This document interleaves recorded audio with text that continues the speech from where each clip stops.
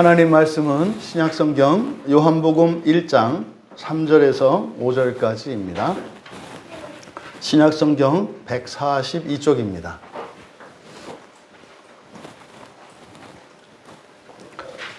우리 함께 한 목소리로 읽겠습니다. 만물이 그로 말미암아 지은 바 되었으니 지은 것이 하나도 그가 없이는 된 것이 없느니라. 그 안에 생명이 있었으니 이 생명은 사람들의 빛이라. 빛이 어둠에 비추되 어둠이 깨닫지 못하더라. 아멘. 잠시 기도합니다. 진리의 영이신 성령님, 이 시간 하나님의 말씀이 밝히 드러나게 하시고 깨달아 알게 하시며 또한 믿어지게 하여 주셔서 예수 그리스도 안에 살아가는 그 영광의 삶이 될 수 있도록 복을 내려 주시옵소서. 감사하며 예수님의 이름으로 기도하옵나이다. 거룩한 주일 예배에 참여하신 여러분 모두를 환영하며 축복합니다. 또 인터넷으로 참여하고 계신 우리 지체들, 여러분들의 가정과 육신과 생애 후에 온전케 하시는 하나님의 복이 넘쳐나기를 축복합니다. 우리가 요한복음을 살펴보고 있는데 여러분들이 가끔은 한 번쯤은 이 사도 요한의 입장에서, 다시 말해서 이 요한복음을 읽고 배워야 하는 학생의 입장이 아니라 여러분들이 이 서신을 쓰고 있는, 이 복음서를 쓰고 있는 입장에서 한 번쯤은 여러분들이 생각을 해보셨으면 좋겠어요. 그래서 이 편지를 쓸 때 과연 사도 요한의 마음이 어떤 마음이었을까? 지금 무엇을 나에게 이야기하려고 할까? 그리고 왜 이것을 나에게 말하려고 하는 것일까? 과연 이 편지를 쓰고 있는 사도 요한은 어떤 경험을 했으며 정말 어떤 복과 어떤 유익을 누렸을까? 이런 기대를, 또 이런 생각을 여러분들이 좀 한번 해볼 수 있었으면 좋겠습니다. 저의 개인적인 생각으로는 이 요한복음은 마태, 마가, 누가복음에 이어지는 그 복음서의 마지막 제4복음서라 일컬어지기는 합니다만, 사실상 예수 그리스도를 믿는 자들에게만 주어지는 유일하고 특별한 그 구원의 결정판이고, 그것을 지금 우리에게 전하려고 하거든요. 그러면 지금 요한은 어떤 생각을 할까? 저는 그런 생각을 해봐요. 우리가 이 광야교회에서 함께 신앙생활을 한 지 이제 8년이 넘었는데, 정말 이 성경을 통해서 우리가 그동안 깨닫게 해주신 하나님의 은혜를 많이 경험했는데, 무엇보다 안타까웠던 것은 그동안 우리가 알고 있었던 복음이 온전한 것이 아니었다는 사실이었습니다. 그래서 우리가 예수를 믿는 이 기독교 신앙이 우리의 삶의 어떤 동기가 되거나 실제적인 힘이 되지 못한다는 겁니다. 심지어 여러분들이 주일에 교회 나오는 이 일이 일주일을 살아가는데 실제적인 도움이 되고, 또 내 능력 밖의 일들을 이루게 하시는 그 하나님의 어떤 구원의 능력이 공급되는 시간으로 사람들에게 잘 믿어지지 않는 겁니다.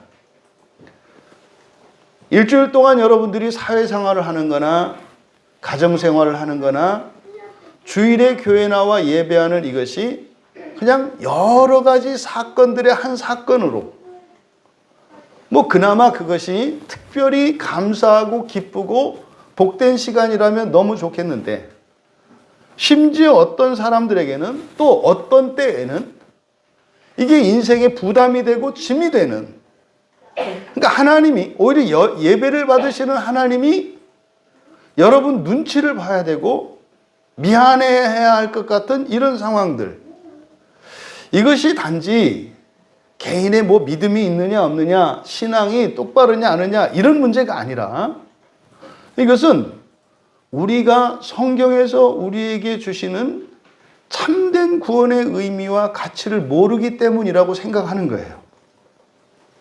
근데 이것이 저 개인의 생각만이 아니라 이 복음서를 기록한 사도 요한도 다르지 않았을 것이다. 왜냐하면 이 뒤에 나오는 이 사도행전이나 또 서신서의 이런 기록들을 살펴보면 실제로 이 요한복음은 거의 이 신약 성경의 끝부분에 지어진 것이기 때문에, 그러니까 지금 이 신약 성경에서 나타난 각 교회의 상황들과 또 예수를 처음에 믿고 그들이 기뻐하고 감격하고 또 막 그 은혜를 누리면서 감사했던 사람들이 배교를 하고 우상 숭배에 빠지고 심지어 교회를 찢어 밝히며 교회가 교회를 공격하는, 그래서 심지어는 사람들에게 손가락질을 받는, 그래서 내가 그리스도인이라고 하는 그것이 자랑스럽고 영광스러운 것이 아니라 오히려 이것이 부끄럽고 수치스러운 것 같은 이런 일들이 일어났단 말이에요. 그러니까 이것을 요한이 다 경험했기 때문에 이 요한복음을 기록할 때는 이 기독교 신앙의 오해를 벗겨내고 이 기독교 신앙의 참된 가치와 그 유익을 전하고자 하는 마음이 있었을 것이다. 이거는 저 또한 예외가 아닙니다. 그러면 가장 그 근본적인 문제점이 어디 있을까? 가장 근본적인 문제점이 어디 있을까? 오늘날 많은 그리스도인들이 예수님을 믿고 예배를 드리며 살아가는데 이들에게 복음이 복음되지 못하게 되는 그 출발점, 무엇부터 시작을 해야 될까? 이 고민이 요한에게 있을 거예요. 그래서 요한은 그 출발점을 하나님으로 시작을 한 거예요. 하나님과 창조에 대한 이야기로 시작을 한 거예요. 왜 요한은 하나님과 창조에 대한 이야기로 이것을 시작했을까? 물론 이 복음서의 예수 그리스도에 관한 그 계시의 진전으로 보면 예수님이 그리스도이신데 사람이실 뿐만 아니라 이분이 하나님이셨다라고 하는 하나님 예수 그리스도의 신성에 대한 주제를 가지고 있는 것은 이 네 권으로 이루어진 복음서의 구성상 결론에 해당하는 부분이기 때문에 그걸 이해할 수가 있어요. 그런데 실제적인 바로 예수를 믿는 그리스도인의 그 삶에 대한 실질적인 고민, 실제적인 그 소원, 요한의 소원, 그것을 지금 하나님으로 창조로 풀어가고 있어요. 왜요? 한번 여러분의 입장을 생각해 보세요. 지난 한 주간 여러분들이 생활을 하실 때 여러분이 생활하시면서 여러분이 해결한 문제 또 여러분이 살아가는 그 순간순간에 여러분이 혼자라고 느낀 적이 많은지 아니면 하나님과 함께라고 느낀 적이 많은지를 생각해 보세요. 일의 잘잘못을 떠나서 지난 주일부터 오늘까지 한 주일을 사셨는데 혼자 사셨는지 하나님과 함께 사셨는지를 생각해 보라는 거예요. 여러분, 우리가 예수를 믿는 것은 하나님과 함께 살아가는 삶을 시작한 거거든요. 예수를 믿는 것의 가장 큰 차이점은 그 이전에는 나 혼자 살았거나 또 내 필요를 따라서 내가 도움을 받을 수 있고 나에게 유익이 될 수 있을 거라고 생각하는 이들에게 도움을 받으며 그렇게 살던 인생이 이제는 천지를 창조하신 참 하나님과 함께 동행하는 삶을 살게 된 거예요. 그런데 이게 잘 느껴지지 않는단 말이에요. 여러분들이 지난 한 주간 이러저러한 일들이 있었을 건데 그 일들을 어떻게 해결하셨는지 그때마다 여러분들이 어떤 생각을 하셨는지를 떠올려 보셔라. 초대교회 교인들이 일상생활에서 일어나는 이런저런 일들이 생기면 다 나의 일로 생각하는 거예요. 내가 해결해야 되고 이것은 나 혼자만 겪는 일이라고 생각을 하는 거예요. 그래서 너무나 종종 사람들은 외로움을 느껴요. 그리고 두려움을 느껴요. 그래서 자신의 능력이 없음을 깨달았을 때 이런 방어 기제로서 자기 보호 본능으로 책임을 다른 누군가에게 전가하게 돼 있어요. 왜냐하면 안 그러면 내가 견딜 수가 없으니까. 너무 수치스럽고 나의 무능력 때문에 두렵기 때문에 살아갈 수가 없어요. 그러니까요. 이거를 누군가에게 전가하게 돼 있어요. 이거는 뭡니까? 생존 본능이에요. 내가 살아남기 위한, 내 인생에서 나를 슬프게 하고 고통스럽게 하고 불안하게 하는 이거를 다른 사람에게 전가시키는 행위예요. 이게 책임 전가입니다. 그러니까 누구 때문에, 무엇 때문에 이런 생각을 하는 거죠. 이런 생각의 시발점이 뭐다? 하나님 없이 나 혼자 살아간다는 단독자의 생각이기 때문에 그렇다는 거예요. 만약에 여러분들이 하루 24시간을 살아가시는데 늘 하나님과 함께 살아간다고 하는 이 사실을 여러분들이 인식하시고 또 주님과 인격적인 관계 속에서 하루하루를 살아가신다면 여러분의 인생은 180도 바뀌게 되어 있습니다. 모든 사건들의 의미가 달라져요. 왜요? 우리가 함께 하시는 하나님은 전능한 분이시고 선한 분이시기 때문에 나를 좋게 하시고 나를 좋게 하실 능력을 다 가지고 계신 분이라는 뜻이에요. 그러니까요, 무엇을 할 수 없는 것 때문에 걱정하는 게 아니죠. 언제 어떻게 이 일이 이루어질 것인가를 생각하면서 소망하면서 살아가는 인생이 되는 거예요. 근데 하나님이 없으면 어떻게 돼요? 이런 상황은 계속될 거거든요. 이 불행한 상황이. 그런데 이것을 내가 개선할 수 있는 능력이 없거든요. 그러면은요, 그냥 절벽 앞에 딱 서는 거예요.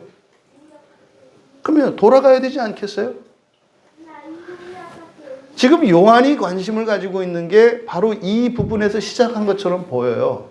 그래서 사실 지금 사도 요한이 이 요한복음을 통해서 우리에게 말씀하려고 하는 그 핵심적인 주제는 예수 그리스도가 하나님이시라는 거. 사람일 뿐만 아니라 하나님이시라는 건데 이게 단지 신학적인 주제이거나 어떤 종교적인 어떤 이런 내용이 아니에요. 우리에 대한 이야기라고요. 여러분의 삶에 대한 이야기라고요. 여러분의 필요에 대한 이야기라고요. 일단 이것이 시작이 돼야 이후에 펼쳐지는 이런 놀라운 구원의 계시들이 이게 여러분들이 사용하는 현물로 이게 바뀌면서 실제적인 유익이 되는 거예요. 그러니까 이 첫 단추가 깨어지지 않으면 이 복음서에 담겨있는 이 진리들이 단지 어떤 종교적이고 신적인 어떤 이런 내용이지 나와는 상관이 없다 이 말이에요. 그러니까 100원짜리 동전 하나만큼의 구매력도 없는 것 같은. 그러니까요, 팔자 좋은 사람들이나 먹고 살만한 사람들이나 특별한 어려움이 없는 사람들이나 보고 설교 듣고 하는 거라고 생각한다는 말이죠. 여러분, 원래 책은 사치품이에요. 모든 책은 다 사치품입니다. 여러분, 먹고 사는 일이 까마득한 시절에는 일하거나 일하기 위해서 애쓰면서 살아가는 거예요. 만약에 일거리가 없거나 그러면은 하루의 끼니도 온전히 채울 수가 없어요. 그러니까 모든 생각은 뭐예요? 먹고 사는 문제, 끼니를 위해서 몸을 쓰고 마음을 쓰고 힘을 쓰면서 살아가게 돼 있는 거예요. 그러면요, 그게 해결된 사람들은 육체적인 노동이 더 이상 먹고 살기 위해서 필요 없는 사람들 할 일이 없잖아요. 그래서 만들어낸 게 이 책이라고요, 책. 그래서 책은 두 가지 의미가 있어요. 내가 할 수 없는, 그리고 나의 힘, 내 손이 닿지 않는 그런 지식들과 경험들을 얻을 수 있는 굉장히 유익함을 가지고 있는 좋은 도구임이라는 점과, 또 하나는 인생을 허송세월하고 그냥 사치스럽게 살아갈 수 있게 하는 좋은 놀잇감이라는 거예요. 놀잇감으로 치면은 책만한 게 없어요. 정말로. 여러분들이 먹고 살 일이 뭐 걱정 안 하고요. 여러분들이 책 안 좋아하는 분도 아직 그 책을 읽을 기회가 없었기 때문이거든요. 모든 놀이라는 게 뭐 좀 웬만큼 해야 재밌는 거 아니에요. 책도 재미를 느끼기까지는 웬만큼 읽어야 돼요. 그래야 뭐 책이 어떤지도 알거든요. 한번 책의 재미에 빠지면은요, 책만한 게 없어요. 전 세계 어디를 갈 수 있죠? 모든 사람들 다 만날 수 있죠? 상상의 내래 내가 생각할 수 없었던 것들을 보죠? 이만한 게 없어요. 종종 그런 얘기 하잖아요. 예? 이렇게 뭐 영화나 이런 걸 보고 나서, 책 본 사람들은 시시하다. 항상 시시해요, 영화는.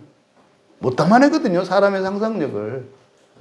그러니까, 이 책이라고 하는 이런 긍정적인 기능과 부정적인 기능이 있어요. 그래서 근데 성경은 달라요, 여러분. 성경은요, 우리에게 절대적으로 필요한 거예요. 이 성경에는 부작용이 없어요. 이거는, 성경은요, 우리의 본성과 우리 인생을 날마다 바꿔주는 거거든요. 성경을 읽는 일은 사치가 아니에요. 근데 사실은 성경을 읽는다라고 할 때 책으로서 읽었을 때는 그런 게 될 수도 있어요. 성경을 어떻게 읽는 겁니까? 양날로 읽는 거거든요. 눈으로 책을 읽고요. 예? 성령으로 우리의 마음에 쟁기질을 하는 거예요. 이 성경은 이렇게 우리의 마음을 기경하고 또 우리 눈앞에 있는 이 책을 읽어내는, 그래서 이 양날로 읽어내는 거예요. 그래서 성경은요, 놀라운 겁니다. 특히 우리 자녀들, 우리 청소년들, 제가 장담할 수 있어요. 여러분이 무엇인가 되기를 원하고 여러분들이 소원을 품고 있다면, 근데 여러분에게 그런 능력이 없고 그런 배경이 없어서 못할 것이 두렵다면 염려하지 마세요. 성경은 여러분의 능력이 될 수 있어요. 성경은 그런 거예요, 여러분. 그래서 우리가 성경을 보는 거거든요. 그래서 지금 요한이 바로 하나님에 대해서, 창조에 대해서 이야기를 시작하는 것은 그냥 단독자로 살아가는 모든 사람들이 단독자로 살아간다는 것을 알고 있기 때문이에요. 그리고 예수를 믿었음에도 불구하고 모든 일에서 도움을 받는 게 아니라 자기가 원할 때만 도움을 받으려 하는 것을 알기 때문에 그래요. 웃기잖아요? 별로 능력도 없고 별로 뛰어나지도 않은데 건들지 말래요. 이건 건들지 말래요. 그리고요, 내가 뭘 필요한지 아니까 요것만 도우래요. 그것도요, 방법과 분량을 다 지정한다니까요. 이거는 10%만 높여주고, 이거는 그냥 넓이만 넓혀주고, 이런 방식으로 지정을 한다니까요. 이게 이 세상을 살아가는 그리스도인들의 실존이에요. 그래서 우리의 생애의 모든 시간과 모든 영역, 겉으로 드러나는 우리의 삶뿐만 아니라 우리의 내면의 전인격성, 우리의 지성과 감성과 의지, 그리고 우리 안에 있는 이 모든 본성, 모든 것이 완전히 하나님과 함께 살아갈 수 있도록 지금 하나님에 대한 이야기와 창조에 대한 이야기로 시작하는 거예요. 마치 이 세상은요, 깨어진 유리조각 같은 거거든요. 이걸 죄된 상태라고 하는 거예요. 깨어진 유리조각과 같아요. 그 중에 한 파편이에요, 우리가. 근데 우리는 혼자 존재하는 게 아니라 그것이 전부 연합되어져서 이렇게 아름다운 상감천자를 이루는 거예요. 이게 하나님의 창조 세계거든요. 그러니까 우리는 전일성을 가지고 있어요. 개별성도 가지고 있지만 개별적이지만 또한 전일적이에요. 전체 안에서 나다 이 말이에요. 그래서 바로 이 부분을 연결시키려고 하는 겁니다. 여러분은 이 세상 속에 있는 하나예요. 이 세상 속에 있는 하나예요. 한 번도 이 세상 밖으로 나간 적이 없어요. 그런데 말입니다. 이 세상을 만드신 분이 누구세요? 하나님이시라는 거예요. 그러면 이 세상에서 일어난 모든 일의 주권은 누구께 있다는 거예요? 하나님께 있다는 거예요. 그런데 왜 여러분 인생에 일어나는 일은 하나님과 상관이 없다고 생각을 하냐 말이에요. 말이 안 되잖아요. 이 세상에 일어나는 모든 일도 하나님과 상관이 있고 하나님 주권 안에 있는데 어떻게 당신의 인생은 하나님과 상관이 없다고 생각하느냐 이 말이에요. 이게 죄의 결과라고 말하는 거거든요. 그러니까 지금 요한이 시도하고 있는 것은 뭡니까? 끊어졌던 하나님과 우리 사이의 관계성, 그리고 이 창조 세계 전체와 나 사이에 끊어진 연결고리를 다시 이으려고 하는 거예요. 그래야 이제 뭐 말이 되니까. 요즘 청소년들이 힘든 게 뭐예요? 혼자기 때문에 힘들어요. 혼자기 때문에 힘들다고요. 혼자이기 때문에. 가족이 있어도 혼자고요. 결혼을 해도 혼자예요. 둘이 있어도 혼자예요. 심지어는 혼자 있어도 혼자예요. 이게 요즘 청년들이 가지고 있는 사고방식이에요. 무서운 겁니다, 여러분. 이건 마치 우리나라에 전기불 들어오기 전에 밤이면 깜깜하던 때가 있잖아요. 예? 그 깜깜할 때에 성황당을 지나야 집으로 가. 근데 그때 아무도 없어. 그런 기분이에요. 이 시골에서 안 사셨던 분들은 이 기분이 뭔지 몰라요. 예? 거기서 침을 꼴깍꼴깍 삼키면서 하나 둘 셋 출발한다. 그래서 하나 둘 셋 해다가 무서워서 못 가고 자 다시 한번. 그러다가 또 누가 오지 안 와. 근데 집은 가야 되잖아요. 또 가만히 있으면 또 무섭잖아요. 가기는 가야 되는데 갈 수는 없어. 그럼 또 이제 그 옛날 얘기했던 뭐 빨간 손, 파란 손, 뭐 처녀의 신, 뭐 비율리 다 나와. 그러니까 빨리 집에 가야 안전한데 이놈의 성황단의 깃발들과 이게 앞에서 떡 가로막고 있어. 갈 수가 없어. 이게 혼자 있는 기분이에요. 이게 요즘 청년들의 생각이라니까요. 이럴 수도 없고 저럴 수도 없고. 이 마음에 메아리 치네. 청년들이 맞아 이랬을 것 같아요. 맞다고요. 내가 이래서 결혼도 할 수 없고 취업도 할 수 없고 또 안 할 수도 없고 할 수도 없고 뭐 이런 거. 이게 지금 사실은 이게 요즘 청년들의 생각만이 아니라 모두에게 이런 게 다 있어요. 그래서 지금 요한이 뭘 얘기하려고 하는 겁니까? 하나님 안에 있다는 거. 이렇게 하나님 안에. 이 세상이 광대한 것 같고 넓은 것 같은데 이것도 하나님이 계획하에서 그랬잖아요. 그냥 우발적으로 뿅 하고 생긴 게 아니라 하나님이 오랫동안 치밀하게 계획을 세워서 그 가운데 내가 있는 거다 이 말이에요. 그럼 나는요 우연의 산물이 아니고 그냥 일시적인 존재가 아니라 뭐예요? 어쩌면 무한한 시간과 계획과 노력과 수고와 사랑의 산물이라고 얘기를 하는 거예요. 지금 이 얘기를 하려고 하는 거예요. 여러분 인생에 이미 여러분이 태어나기 전부터 하나님이 개입하셨고 지금 함께 하고 계시다는 거예요. 그런데 앞에서 이 태초에 대한 설명을 통해서 말씀하라는 게 뭐예요? 새로울 수 있다는 거예요. 새로울 수 있다는 거예요. 근데 우리는요, 자신의 기억에서 벗어나지 못한단 말이에요. 과거에서 못 벗어나요. 나는 이런 사람, 기껏해야 이 정도. 그리고 최소한 이 정도는 되면 안 되는. 우리가 선을 그어놔요. 여러분들이 불안해하고 두려워하는 게 뭐예요? 여러분이 생각하는 최악의 상황으로 떨어질까 봐 걱정하는 거 아니에요. 근데 사실은 그보다 더한 최악이 있거든요. 인생을 살다 보면 전혀 예기치 못했던, 상상도 못 해본 최악이 있어요. 그리고요, 여러분들이 생각하는 그 한계, 최대치, 그걸 넘어서는 게 있거든요. 바로 이 얘기를 하려고 했던 거예요. 여러분, 이 주일은 현재의 태초거든요. 현재의 태초의 시작이 이 예배예요. 그럼 여러분들이 일주일에 매일매일의 삶을 살아가실 때 매일매일이 여러분의 태초가 된다는 거거든요. 그런데 우리의 의식 속에서는 자꾸 어떻게 해요? 과거로 돌아가게 하려고 한다 이 말이에요. 이렇게 내 인생을 스스로 저주해요. 그리고 앞으로 나가려고 하는, 새 창조의 삶을 사려고 하는 그들을 또한 저주해서 그렇게 나가지 못하게 해요. 왜요?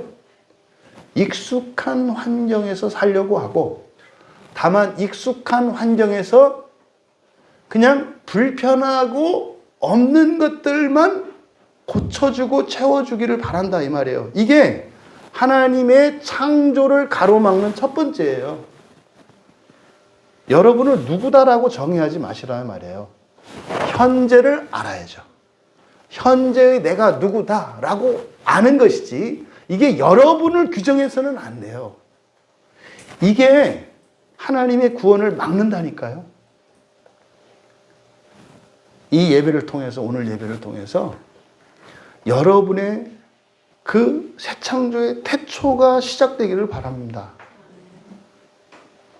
그래서 이제 살아가실 일주일, 그 하루하루를 정말 새롭게 하시는, 그리고 새롭게 하시려는 그 하나님의 새 창조에 여러분이 적극 참여하시면서 여러분 자신뿐만 아니라 여러분의 가족들은 물론이요, 여러분이 소속되어 있는 그런 집단과 공동체까지도 새롭게 창조하시는 그 하나님의 자녀의 그 사명의 삶을 살아가실 수 있기를 축복합니다. 이걸 바꾸셔야 돼요. 바꿀 수 있다. 바꿀 수 있다. 그리고 이건 나 개인의 문제가 아니라 모두의 문제다. 나는 이것을 위해서 이 땅에 부르심을 받았다. 이게 시작이에요, 여러분. 이게 사명의식이고, 이런 사명의식을 갖고 살아가시게 되면 반드시 하나님의 은혜는 공급되게 돼 있어요. 여러분들이 이 사명의식을 가지고 살아가게 되면 여러분의 한계를 반드시 만나게 돼요. 여러분이 할 수 없는 것, 그것을 발견하게 돼요. 그러면요, 기도하게 되는 거고요. 은혜를 구하게 돼요. 그럼 은혜가 공급이 돼요. 그러면 그것이 여러분들의 믿음을 강화시키고 여러분의 누수를 확장시켜서 끊임없는 새 창조의 삶을 살아가면서, 야, 내가 진짜로 하나님 되겠네. 야, 이게 진짜구나. 이게 점점 여러분의 일상을 통해서 강화되는 거예요. 그리고 여러분의 주변에 있는 사람들은 여러분에게서 일어나는 변화를 봐요. 아, 정말 하나님이 살아계시는구나. 잊지 마세요. 그것을 거스르는 힘이 있다. 자꾸 우리를 첫 창조로 끌고 가려고 하는, 내 기억에 나를 사로잡으려고 하는, 내 인생을 운명과 팔자 속에서 벗어나지 못하게 하려고 하는 힘이 있다. 그게 이제 여기서 나오는 어둠이에요, 어둠. 5절에 보면 빛이 어둠에 있을 때, 이 어둠이라고 하는 이것이 바로 그 세력이에요.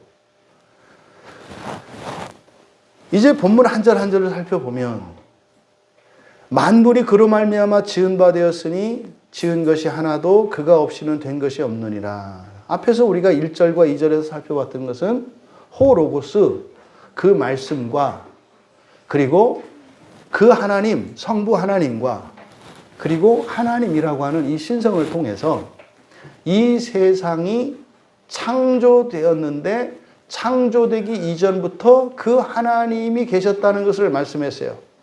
그것을 말한 것은 뭐였다? 계속적인 창조를 예고하고 있는 것이다.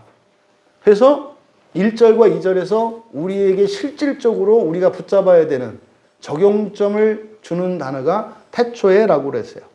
그래서 그리스도인은 하루하루가 태초입니다. 그래서 창조 사건은 과거에 일어난 사건을 말하는 게 아니라 과거의 창조, 이미 일어난 창조를 통해서 우리에게 실제로 말씀하고자 하는 것은 뭐예요? 현재의 태초예요. 현재의 태초. 여러분 인생을 바꿀 수 있다. 어떻게? 여러분 혼자가 아니라는 거죠. 지금 이제 그 이야기를 하려고 하는 거예요. 3절에서 만물이 그로 말미암아 지은 바 되었다 그래요. 여기서 그는 누구 계세요? 바로 앞에서 이야기한 호로고스 그 말씀이에요. 그 말씀. 그 말씀으로 말미암았다. 그 말씀으로 말미암아 지은 바 되었다. 근데 만물이니까 예외 없어요. 예외 없어요. 그럼 제가 질문할게요. 코로나 바이러스를 누가 만드셨어요? 준민아? 코로나 바이러스를 누가 만들었나?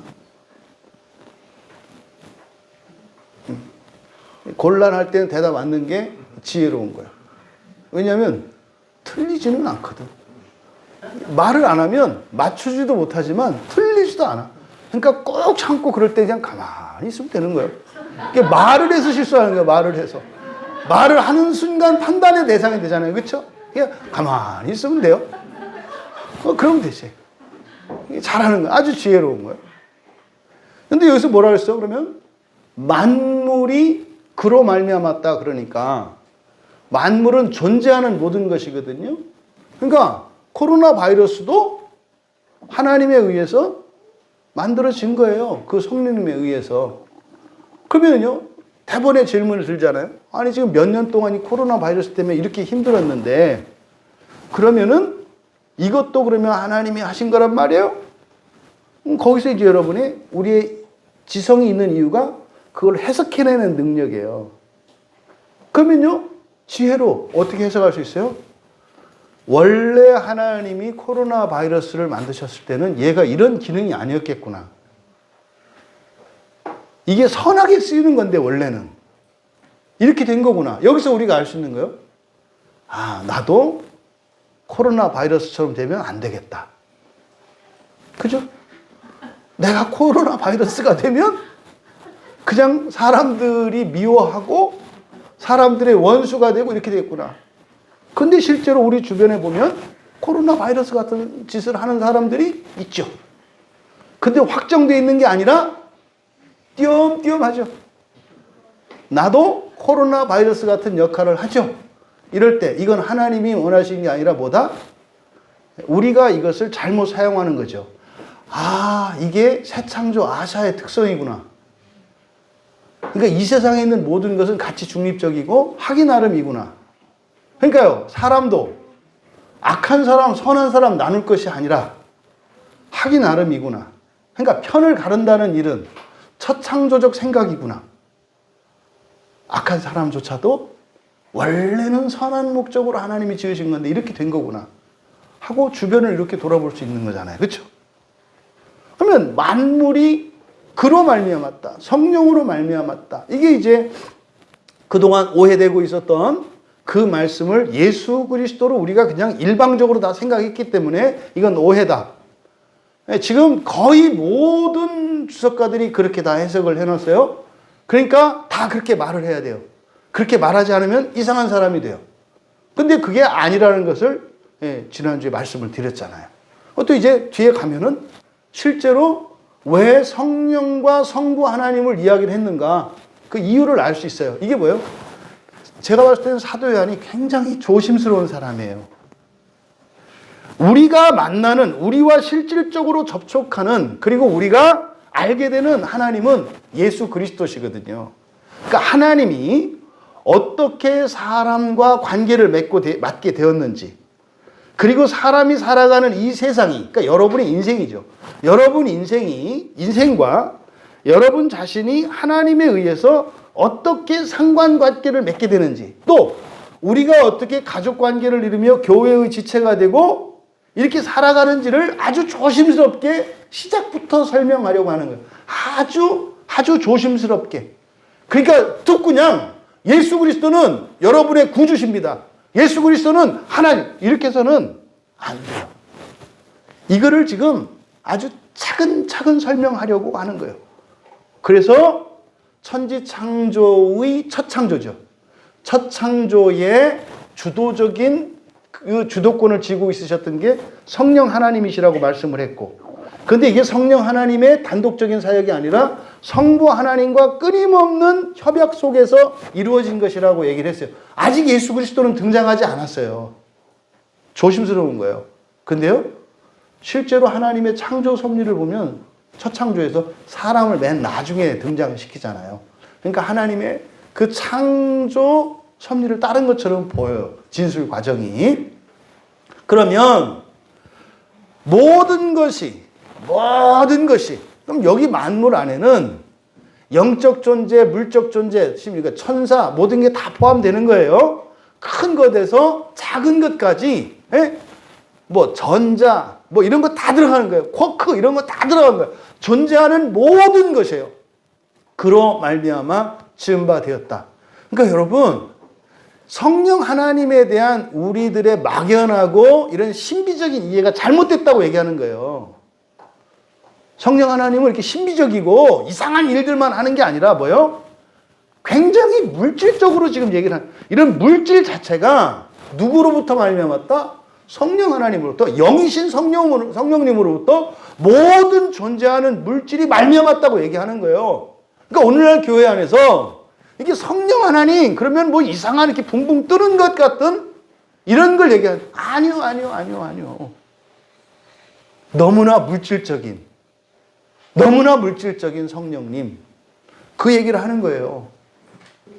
그러니까 너무나 현찰과 같은 성령님, 이렇게 얘기를 하는 거예요.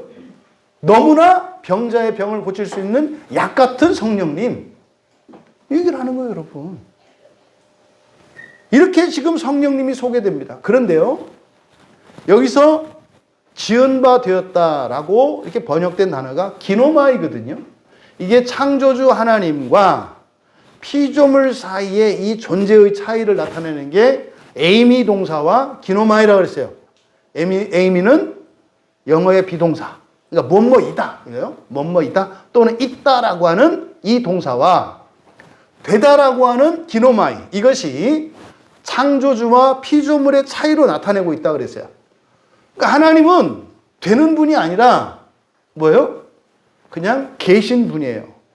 그러니까 창조, 세상에 있는 모든 물질은 없을 때가 있었어요. 그리고 있게 된 거죠. 그러니까 없음이 있음 되는 거, 이걸 뭐라고 그래요? 이걸 기노마이라고 한다 이 말이에요. 되다. 이게 사실은 부활에 대한 현재적인 개념이라고 그랬죠. 사람에게 일어날 그 구원의 완성인 부활, 그 부활이 현재의 삶 속에서는 되다라는 말로 표현된다 이 말이에요. 없던 것, 안 되던 것이 되게 되는 거. 그러면 바로 이 성령 하나님이 모든 물질의 주관자라는 거예요. 존재하는 모든 물질에. 그러니까 지금 요한 사도의 의도를 아시겠어요? 성령 하나님, 하나님이라는 게 말이지 우리와 밀접하게 관계, 뗄래가 뗄 수 없는 거야. 너희들의 머리카락이 자라잖아. 이게 누구에 의한 거라는 거예요? 성령 하나님에 의한 거라고 얘기를 하는 거예요. 에? 여러분, 세포 분열이 일어나는 거, 이런 게 누구에 의한 거라는 거예요? 성령 하나님에 의한 거라는 거예요. 그러니까 지금 요한은 성령님을 바로 모든 물질을 관장하시는 하나님으로 소개하고 있다.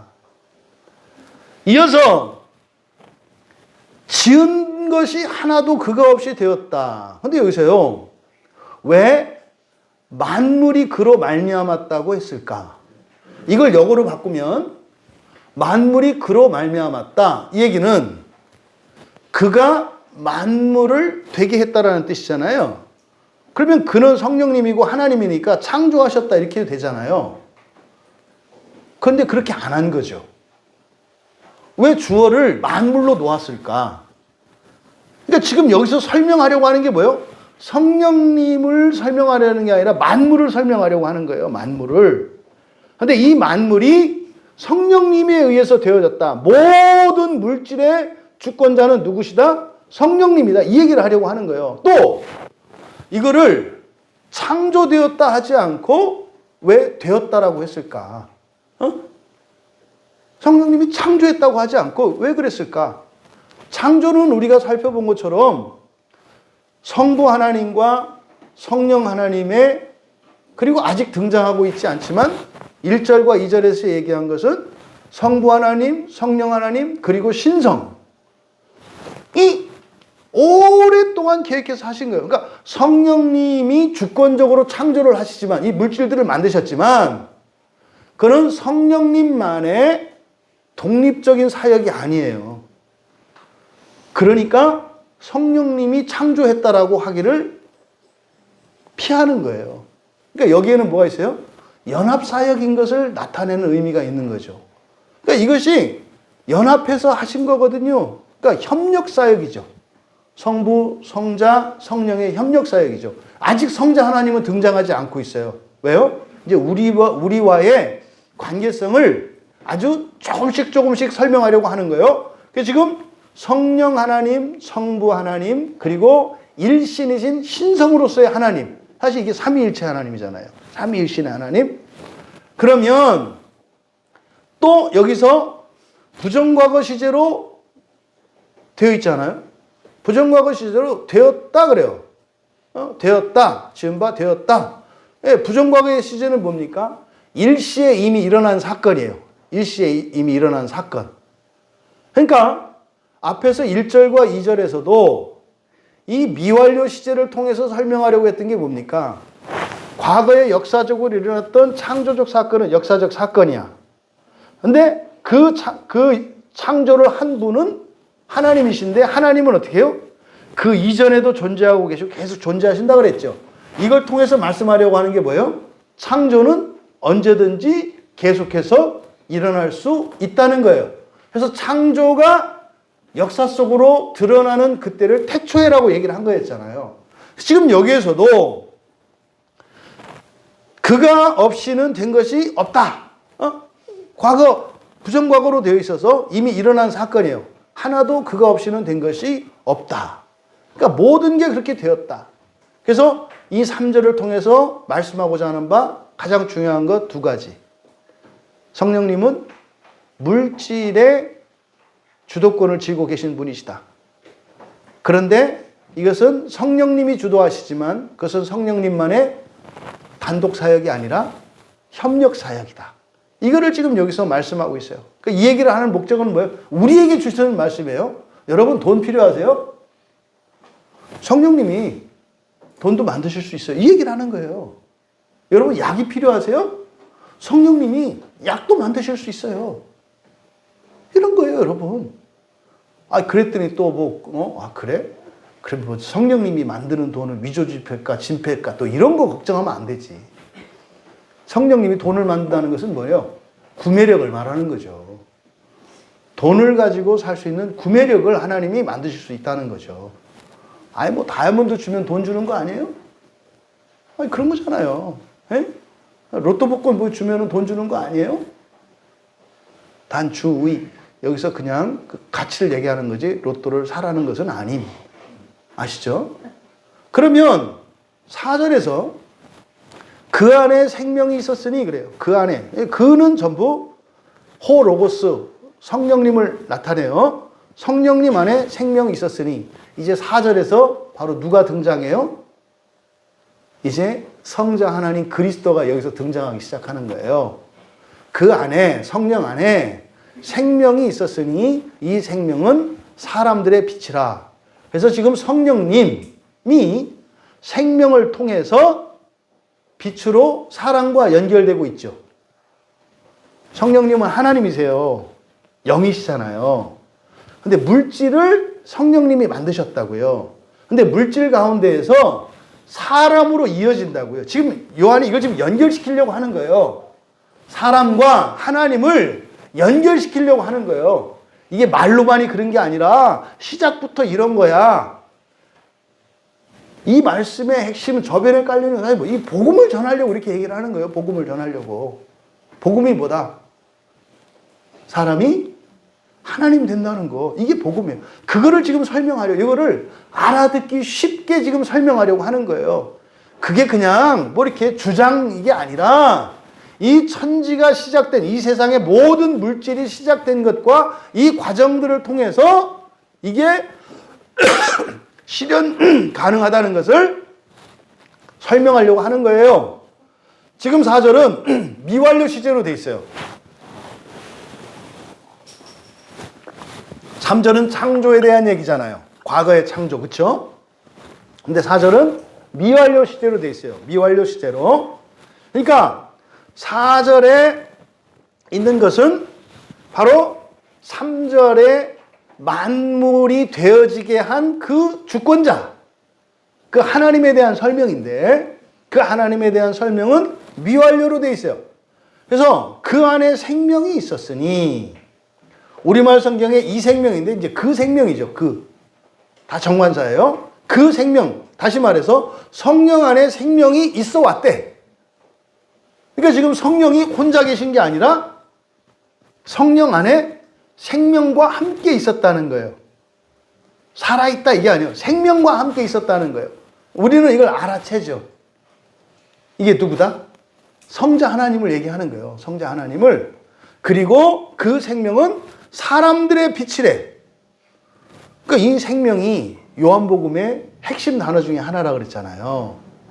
그러면 성령 하나님과 사람이 지금 연결되고 있어요. 어떻게? 생명과 빛이라고 하는 이 두 단어가 성령 하나님과 사람 사이를 연결하는 교량 역할을 한다 이 말이에요. 그러면 이 생명, 이 빛, 이게 뭔가?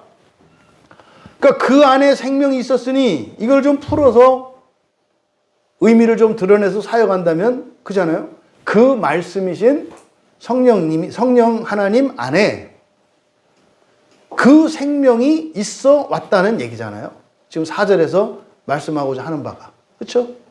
그게 있어 왔다는 거예요. 그러니까 지금 앞에서 성령 하나님과 성부 하나님에 대해서 얘기하고 신성에 대해 얘기하더니 지금 여기서는 또 성령 안에 또 누가 있었다고 얘기를 하네.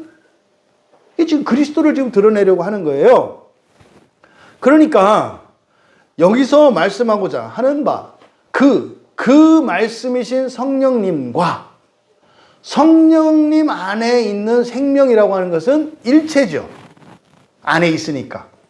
그런데 일체인데 동일하진 않아.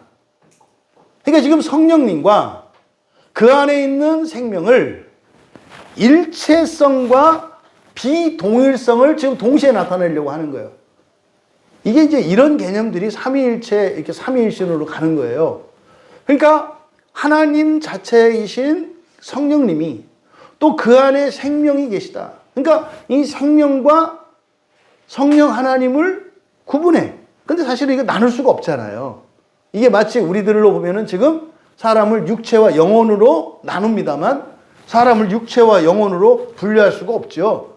그는 죽음으로서만 분리되죠. 근데 분리될 때 어떻게 그게 가능해요? 생명 때문에 가능한 거예요. 그래서 생명은 두 종류의 생명이 있어요. 육체의 생명이 있고 영혼의 생명이 있고. 둘 다 생명이에요. 근데 육체의 생명은 한시적이에요. 수명이 있다 이 말이에요. 근데 영혼의 생명은 이거는 하나님의 생명을 가지고 있기 때문에 달라. 그래서 죽었을 때 육체와 영혼이 갈라지는데 이게 바로 생명의 작용이죠. 그래서 육체의 생명과 영혼의 생명, 이걸 영생이라고 한단 말이에요. 이것과 같은 설명이죠. 근데 성령님은 그 안에 생명이신데 성령님은 몸이 없으시잖아요. 그러니까 사실은 이 성령님과 생명이 분리될 일이 있어요, 없어요? 없어요. 그러니까 그 자체란 말이에요. 그런데 또 그건 아니야. 그러니까 비동일성이라고 얘기를 하는 거예요. 일체지만 같지는 않은. 그래서 성부, 성자, 성령을 우리가 그림으로 그리면 어떻게 한다 그랬어요? 똑같은 원을 3개 그린다 그랬죠. 성부, 성자, 성령이라고 하는 똑같은 크기의 동심원을 3번 연거푸 긋는 거라고요. 근데 하나잖아요, 원이. 똑같은 거니까. 근데 3번 걷잖아요. 이게 삼위일체를 삼위일신, 삼위일체라고 흔히 얘기하는 이것을 설명할 수 있는 도구라고 저는 생각해요. 이거는 제 개인적인 설명이에요. 그렇게밖에 설명할 수가 없어요. 성부, 성자, 성령. 그러니까 원이 하나인데 보면 하나야. 그러면 한 번 그은 것 같잖아요. 근데 그게 아니라 3번 그은 거죠. 3번 그어서 된 거죠. 그러니까 지금 성령과 바로 생명을 가지고 그리스도를 지금 소개하려고 하는 거예요. 그러니까 여기서도 4절의 동사는 에이미 동사를 쓰고 있죠. 하나님에 대한 설명이 있대. 된 게 아니에요. 그냥 있는 거예요. 존재하시는 거예요. 스스로 계시는 거예요. 시작도 없고 끝도 없어요. 그냥 계시는 거예요. 이게 하나님의 특성이에요. 물질의 특성은 되는 거예요. 없다가 생기는 거예요. 여러분 팔자도 바뀌는 거예요. 여러분 팔자 바뀌는 거예요. 팔자 안에 사는 게 아니라 팔자 바뀌는 거라고. 이게 성경의 놀라운 가르침이에요. 불교는 3000년에 한 번씩 도는 트랙과 같다. 이게 윤회예요, 이렇게. 그 안에 돈다. 다른 것들은요, 각자가 섬기는 그 신들에 따라서 그 안에서 그 짜여진 왁구 안에서 살아간다. 이게 팔자 아니에요. 성경은 뭐라 그래요? 아니야. 되는 거야. 되는 거야. 바꾸고 될 수 있는 거야. 그 아십니까? 돈 있고 힘 없는 사람들은 자식들한테 이렇게 가르쳐요. 그리고요, 돈 없고 힘 없는 사람, 힘 있는 사람들은 그렇게 가르치고, 그리고 돈 없고 힘 없는 사람들한테는 어떻게 해요? 분수를 알라고 가르친다고요. 못 오르려면 쳐다보지도 말라고 한다 이 말이에요. 이게 오랫동안 이 기득권을 누리는 사람들이 일반인들에게 가르치는 교육에서 자기 자식들에게 가르치는 내용과 너희 집 자식들에게 가르치는 내용이 달라요. 자기 자식들에게는 어떻게 하라 그래요? 날로 새로워지라고 성경을 가르쳐요. 그러니까요, 성경은 자기만 본다고요, 이렇게. 그리고 다른 집 애들한테는 불경 이런 것만 주는 거예요. 근데 종교개혁자들이 어떻게 해요? 왜 니들만 보냐? 우리도 보자. 이게 종교개혁의 핵심이라니까요. 그럼 성경을 가지신 여러분은 어떤 생각 갖고 살아가야 되는 거예요? 되고 되는 인생관을 사셔야 된다니까. 근데 왜 자꾸 팔자 안에 가두고 자기 팔자대로 못 누린다고. 그 권리 아니에요. 내 팔자대로 살게 하라. 이게 그저 동물원에 있는 동물이지. 뭐 사자만 뭐 저고기 주냐, 뭐 고양이도 줘라. 뭐 이게 그런 인생을 사셔야 되겠어요. 근데 하나님은 존재하는 분이시다. 우리는 되어지는 존재다. 여러분이 지금 아는 척 하시는데 몰라요. 이렇게 안 사세요, 여러분들이. 여러분이 자기 자리 지키려고 살지 자기 자리를 새롭게 하려고 안 산다고요. 일단 너부터 답게 되라 뭐 이런 식으로 살아간다고요. 나부터 답게 돼야지. 이게 속는 거라니까요. 과학을 알면 아신다니까요. 우리 몸에 사실은 뭐요? 다 텅 비었다. 이 물질이라고 하는 게 사실은 공간이 70% 이상이라면서요. 실제로는. 이 원자라고 하는 이거 자체가 다 공간이래요. 똑같아요. 우주나 이런 물질의 구성 형식이 똑같아요. 실제로는요, 없어요, 거의. 다 공간이에요, 공간. 그런 거죠, 여러분. 여러분, 바꾸시는 인생 사시길 바라요. 하나님은 더 이상 바꿀 게 없으니까 꽉 찼으니까 존재하는 거고, 우리는 되어가야 한다. 되어가야 한다. 인생은 되어가는 거다. 바꿀 수 있는 거다. 소년들이요. Be ambitious. 야망을 가져라. 야망을 가져라. 기노마에 되는 거다. 그래서 기껏해야 사람들 보고 제발 이러지 마라. 되어가는 거다. 되어가는 거다. 하지만 될 필요가 없는 하나님만 있는 거다. 있는 거다. 그러니까 지금 바로 그 말씀이신 성령님과 이제 뒤에서 자세히 이제 설명하게 되는 성자 하나님, 성자 하나님을 생명으로 소개하고 있어요. 일체이신데, 그렇죠? 일체이신데 같지는 않다.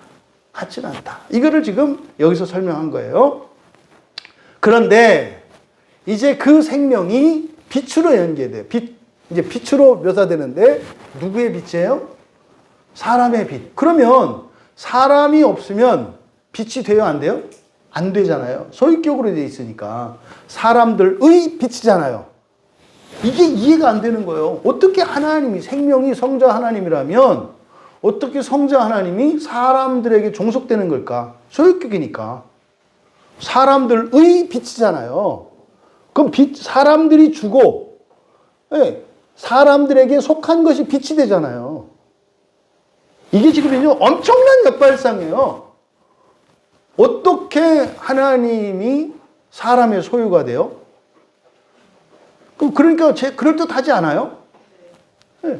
근데 여러분들 맨날 하나님 소유하지 않으세요? 갖고 노시잖아. 여러분들이 갖고 노시잖아. 막 혼내고, 잘못했다고 지적하고, 왜 이렇게 게으르냐고 하고, 언제는 또 말이 많다고 그러더니 언제는 또 말 안 는다고 그러고, 그렇잖아요? 그게 성경적으로 맞는 거구나. 사람들의 빛이야. 그러니까 하나님인데 하나님이 뭐예요? 사람들의 소유가 되어주셨어요. 이야, 이게 사랑이에요. 하나님이 창조주시고 주인이신데 피조물의 소유가 되어주셔. 있을 수 없는 얘기예요. 이게 가능한 건 뭐예요? 사랑만 가능해요. 사랑만. 힘이 센데, 힘이 약한, 이제 돌베개 앞에서 재롱을 떨어. 이게 왜 가능해요? 사랑만이 가능해요. 사랑만이. 그러니까 여기서 사람들의 빛이다라고 했을 때 이 빛은 빛, 생명, 성령이잖아요. 그리고 생명과 빛은 성자 하나님을 나타내잖아요. 여기서 갑자기 확 뒤집어지는 거예요. 어떻게 천지를 창조하신 하나님이 갑자기 사람의 소유가 되냐니까요. 이거는 말이 안 되는 거예요. 이게 말이 안 되는 거예요. 이런 신이 어디 있어요? 이런 종교가 어디 있어요? 불가능하죠. 피조물은요, 창조주로 그냥 피조물은 창조자에게 종속돼서 섬기기만 하는 거잖아요. 그런데 사람들의 빛이 되어서 사람에게 종속돼 버려요. 그러니까 성령 안에 계신 그 생명이 사람들의 빛이 된다는 거죠. 엄청난 얘기죠. 여러분, 이 얘기가 사실은요, 창세기 1장과 창세기 2장에 나오는 사람 창조에 대한 이 설명입니다. 창세기 1장 27절에서는 하나님이 자기 형상, 곧 하나님의 형상대로 사람을 창조하셨잖아요. 그러니까요, 사람은 하나님께 종속되어 있죠. 하나님의 형상에 종속되어 있잖아요. 그 하나님의 형상을 담도록 사람이 창조된 거니까 하나님께 이렇게 종속되어 있잖아요. 창세기 1장에서. 그러니까 창조주와 피조물로 이렇게 되어 있다고요. 근데 2장에서 이제 새 창조할 때, 창세기 2장의 사람 창조는 창세기 2장 7절에 보면 어떻게 되어 있어요? 땅의 흙으로 사람을 지으셨어. 이건 종속된 거 맞아. 그런데 생기를 그 코에 불어 넣으셔. 그래서 사람이 생명이 됐어요. 그럼 그 생기는, 이게 생명이죠. 이게 누구께 돼버렸어요? 그 흙게 돼버렸어. 그러니까 1장의 사람과 2장의 사람은요, 엄청나게 달라요. 1장의 사람은 그냥 종속되어 있는 하나님의 소유예요. 그런데요, 2장 7절에서 소개되고 있는 사람은요, 이제는 하나님을 소유해요. 완전히 달라요. 그러니까 바로 이것을 요한이 설명하고 있는 것으로 보여요. 저한테는. 이게 이해가 되거든요. 아, 이런 거구나. 이런 거구나. 그러니까 말도 안 되는, 그러니까 생기를 불어넣었다고 하는 이 말씀이 어마어마한 얘기예요. 스스로 종이 되어주신 거예요. 사람의 부분이 되어주신 거예요. 그러니까 사람은 뭐라 그랬어요? 무한의 사람과, 그러니까 외연의 무한이신 하나님과 이 내포의 무한이신 하나님 사이에 끼어있는 존재가 사람이다 그랬잖아요. 무한과 무한 사이에 끼어있는 존재가 사람이에요. 이게 요 얘기를 지금 하는 거죠. 어마어마한 얘기죠. 사람들의 그 빛, 사람들의 빛. 그러니까요, 빛은 특징이 뭡니까? 보여지는 거죠. 가시적인 거죠. 이거를 형상이라고 하는 거예요, 형상. 눈에 보이는 것. 그러니까 그 빛은요, 빛은 말하자면 가시적으로 보이는 하나님의 형상인 거죠. 하나님의 형상인 거죠. 그러면 생명은 뭐겠어요? 생명은, 그러니까 성령 안에 있는 생명 그랬잖아요. 생명은 내면에 있는 빛이겠죠. 그러니까 사람들의 빛이 되는 이 밖으로 드러나는 것은 형상으로서. 그러니까 빛은 형상이라면 생명은 본질인 거죠. 본질이 생명이고 빛은 형상인 거예요. 이게 하나님이죠. 그러니까 빛과 생명은요, 형상과 본질로서 불가분의 일체적 관계인 거예요. 그런데 그게 어디로 들어왔어요? 사람 안에 들어왔어요. 사람 안에. 이게 이제 후에 가면은 성령이 우리 안에 내주하신다. 정확하게 신약성경에서 드러나잖아요. 하나님이 우리 안에 계셔. 그리고 우리 밖으로도 하나님이 드러나. 여기서 그 빛, 그 빛은 하나님의 형상이신 그리스도를 나타내는 것임을 이제 우리가 알 수 있는 거예요. 그러니까 여기서 4절에서 드디어 그리스도가 등장하시는 거죠. 우리에게 이렇게 소개되고 있어요. 그러면 골로새서 1장 15절에서 보이지 아니하는 하나님의 형상이시오. 누구요? 그리스도가. 그리스도 예수는 보이지 아니하시는 그 하나님의 형상이시오. 네. 또 고린도후서 4장 4절에서도 그리스도는 하나님의 형상이다. 신약 성경에 여러 이제 언급들이 있어요. 히브리서 1장 3절에서도 하나님의 영광의 광채요, 그 본체의 형상이다. 이렇게 얘기를 해요. 그러니까 바로 이제 4절에서 성령님에서 성자 하나님으로 이제 계시가 진전되면서 그게 우리와 연결돼요. 그러니까 사람이 어떻게 하나님과 연결되는지를 지금 순차적으로 이렇게 보여주시는 거예요. 또 성경에서 소개되는 그 빛, 그러니까 빛이신 그리스도잖아요. 그러니까 그 빛은 사람의 영광일 뿐만 아니라 민족들, 모든 민족의 빛이에요. 모든 민족의 빛이에요. 근데 이거를 구약의 이스라엘은 메시아는 자기들만 위한다고 생각을 했죠. 자기들만. 메시아는 우리들만의 메시아라고 생각을 했단 말이에요. 그래서 누가복음 2장 32절에서 그리스도는 이스라엘의 영광이야. 이스라엘의 빛인 거 맞아. 그런데 민족들의 빛이야. 민족이라는 말이 우리말 성경에는 이방어로 번역되어 있다. 그래서 만약에 이방이라고 하는 이것을 이스라엘 사람들의 사고방식으로 보았을 때 우리와 너희로 나눈단 말이에요. 우리와 너희로. 근데 하나님은 우리와 너희로 나누지 않아요. 하나님은 다 뭐예요? 그냥 내 새끼잖아요. 그러니까 이방이라고 성경에 여러분들이 이방이라는 단어를 볼 때 여러분들을 어떻게 바꾸어서 봐라? 민족들로 바꾸어서 봐라. 민족들로. 근데 하나님의 구원의 계시를 보면 이스라엘 민족, 아브라함을 택하시고 아브라함의 후손들을 통해서 하나님이 세상에 대한 구원의 계획을 시작을 하셨기 때문에 이스라엘을 특별하게 취급하시지만 하나님의 구원의 계획 속에는 이스라엘만 있는 게 아니라 모든 민족이 다 있다.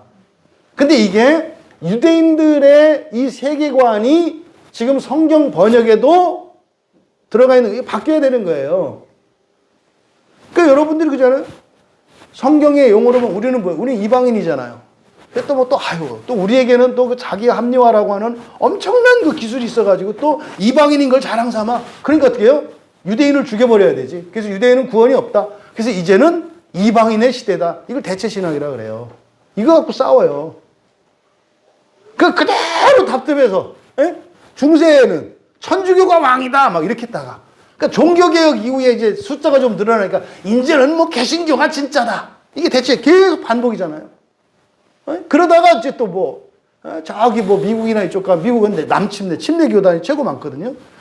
침례교회가 뭐 침례교단이 뭐 최고다. 이게 대체 신학이에요. 이게 진짜다. 우리가 정통이고 나머지는 뭐다. 했더니 또 이제 한국에는 이제 장로교가 많아요. 그러니까 사실은 장로교가 뭐다. 그러면은 이 나라 그리스도인과 저 나라 그리스도인이 만나면 어떻게 돼요? 참 난처해지지 않겠어요? 이게 로마 가톨릭이 가지고 있는 교리의 한계라니까요. 시대에 따라 만나는 게 달라. 언제, 너 몇 세기 천주교이냐? 왜? 교리가 달라. 이게 지금 똑같이 한국 교회 안에서 일어나지 않아요? 여기서는 뭐 장로교리, 여러분 전 세계 어디 가서 장로교회라고 해보세요. 그게 무슨 교단이에요? 이런다니까요. 몰라요. 장로교단이 뭔지. 거기다가 또 개혁주의? 개혁주의? 개가죽 팔아요? 뭐 개가죽 조심하라는 거예요?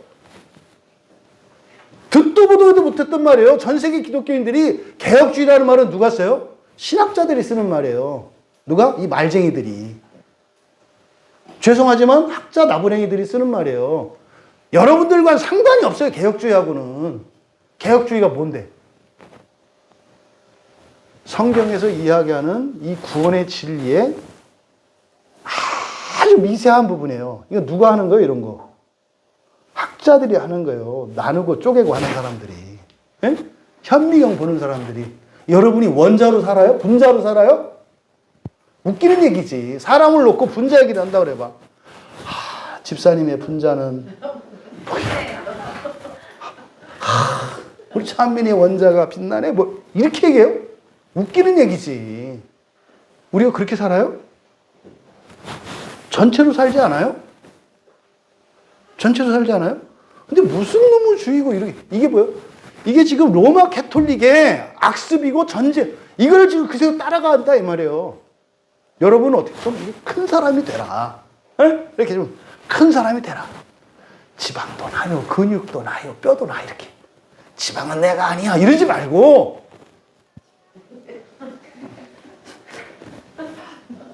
전달이 안 돼. 자, 하여튼 뭐 다행입니다.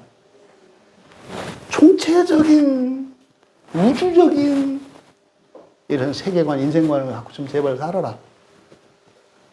쪼잔하게 이러지 말고. 네?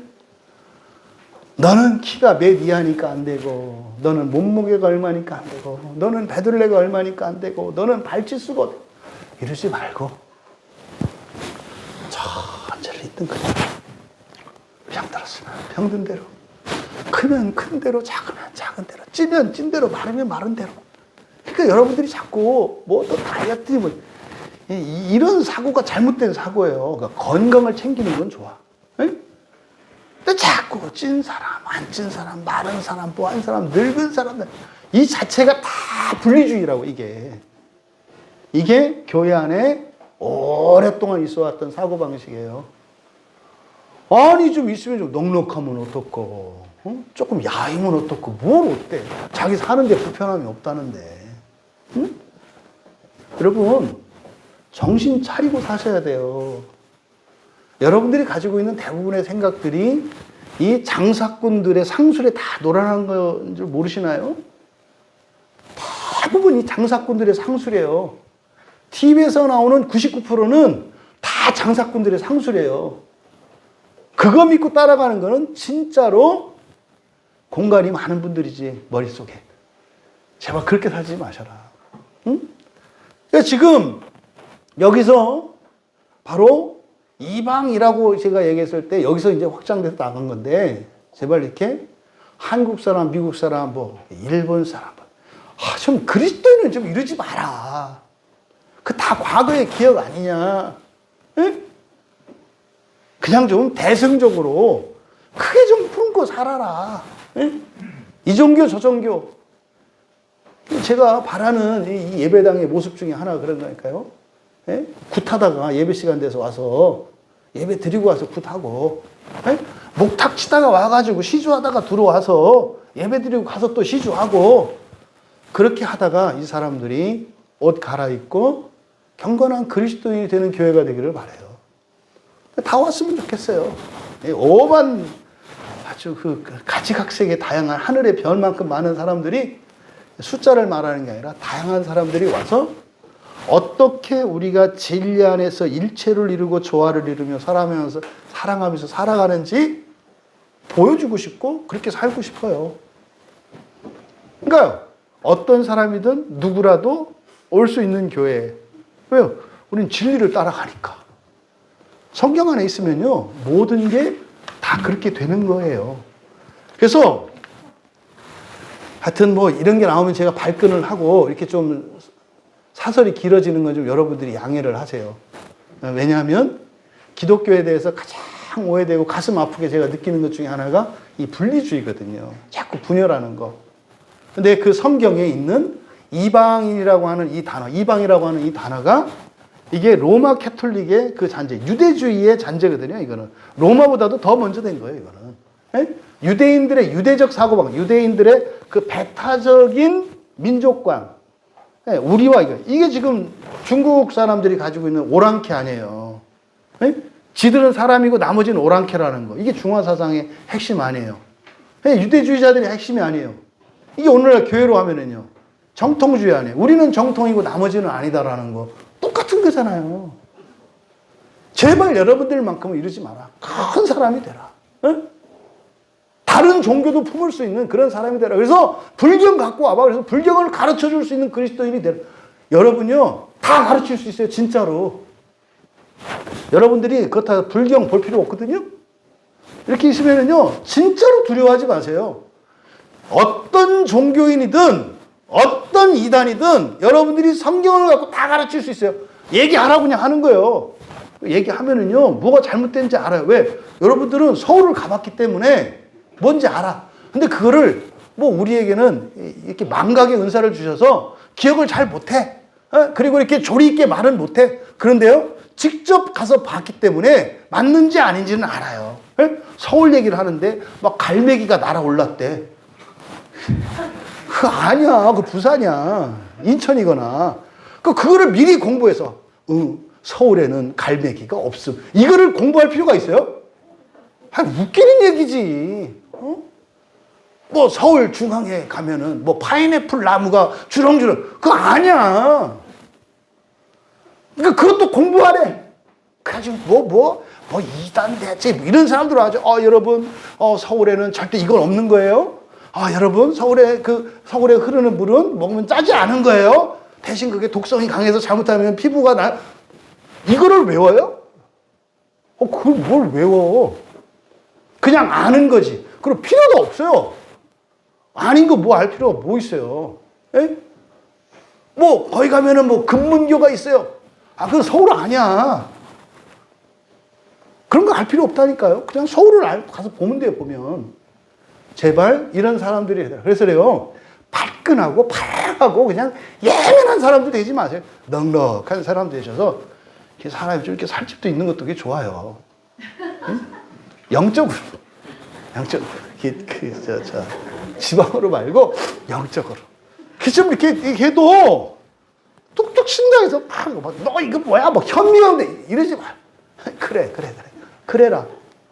그거 좀 이게 제가 제 신대원 가가지고 진짜 반한 게 그거라니까요. 야, 기독교는 멋있다 했어요. 커요. 웅장해요. 그 제가 신학하기 전에는 지나가다가 그 점집 있으면 딱 기도했다니까요. 예수의 이름으로 명하노니 이 집에 귀신들은 떠나갈지어다. 점 보면 다 틀리고 점집이 망해서 이 교회 집에는 싹 없어질지어다. 진짜 없어지더라고. 제 한때는 그래서 교회 주변에 있는 거는 교회의 자존심 문제다. 그래가지고 막 교인들한테 집사님들 그러면 안 돼. 집사 때 얘기해요. 그거 보면 다 기도해서 쫓아내야지. 불법으로 할 수는 없고 영적으로 해야지. 그래서 가면은 막 문득 기도하는 거예요.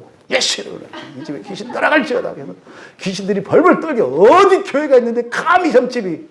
괜히 막 그게 없어질 때 막 쾌감을 느끼고 이제 그런 거 있었는데 이제는 어떻게 해요? 주님, 이 무당이 하나님이 오직 한 분인 것을 알고 귀신이 헛된 것을 알고 예배자로 돌아오게 하세요. 이게 기도가 바뀌어지잖아요. 인간이 변했잖아요. 이거예요, 여러분. 그런 거예요, 그런 거. 그런 여러분들 다 되시기 바라요. 그러면 또 그 빛이 성경에서는 그리스도의 제자들이라 그래요. 그러잖아요. 마태복음 5장 14절에서 예수님이 뭐라 그래요? 너희는 세상의 빛이라. 보세요. 하나님이세요. 하나님이 우리에게 우리의 빛이 되셔서 우리에게 종속되셨죠.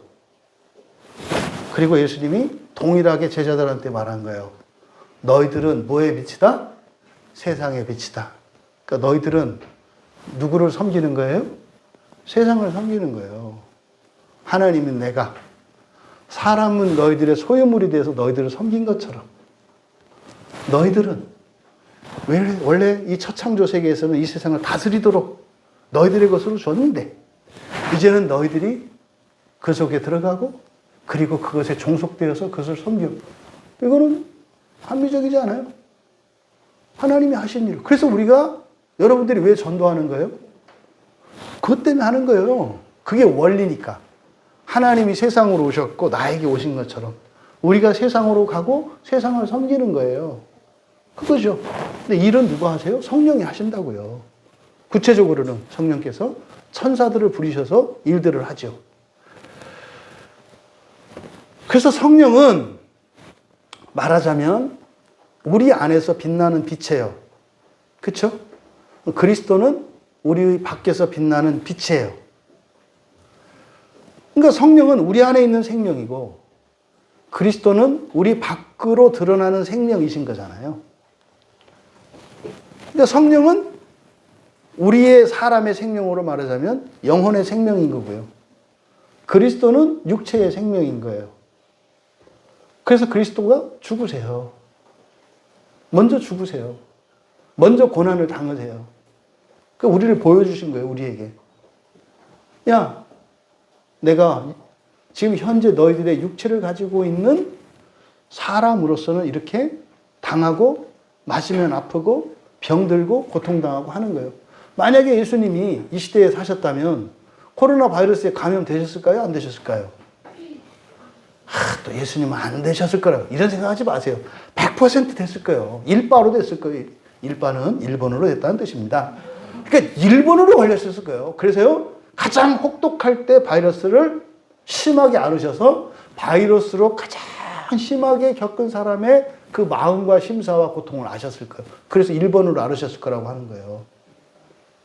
예수 그리스도는 피해가는 분이 아니시라니까요. 피해가는 분이 아니에요. 그러니까 우리가 그렇게 가는 거잖아요. 그러면 여러분, 바로 성령의 생명은 꺼지지 않아요. 우리의 영혼의 생명, 그렇죠? 그리고 육체의 생명은 그리스도와 함께 죽는 거예요. 그러니까요, 그리스도는 하나님이시잖아요. 그러니까 거기 우리가 알아차릴 수 있잖아요. 성자 하나님도 생명이시고 하나님이신데 죽으면 어떡하지? 그러니까요, 안 죽게 다시 살아나시겠네. 여기 부활이 있는 거죠. 그러니까 죽으니까 살아요. 그러니까 육체를 가지고 있는 우리는 죽어야 돼요. 아파야 돼요. 힘들어야 돼요. 괴로워야 돼요. 왜요? 그렇게 해서 그리스도와 함께 다시 살아나는 거니까. 그래서 우리가 완전한 영원한 생명을 가지게 되죠. 그것을 부활이라고 하고 그렇게 되었을 때를 신이 된다 이렇게 얘기를 하는 거예요. 성령으로 시작해서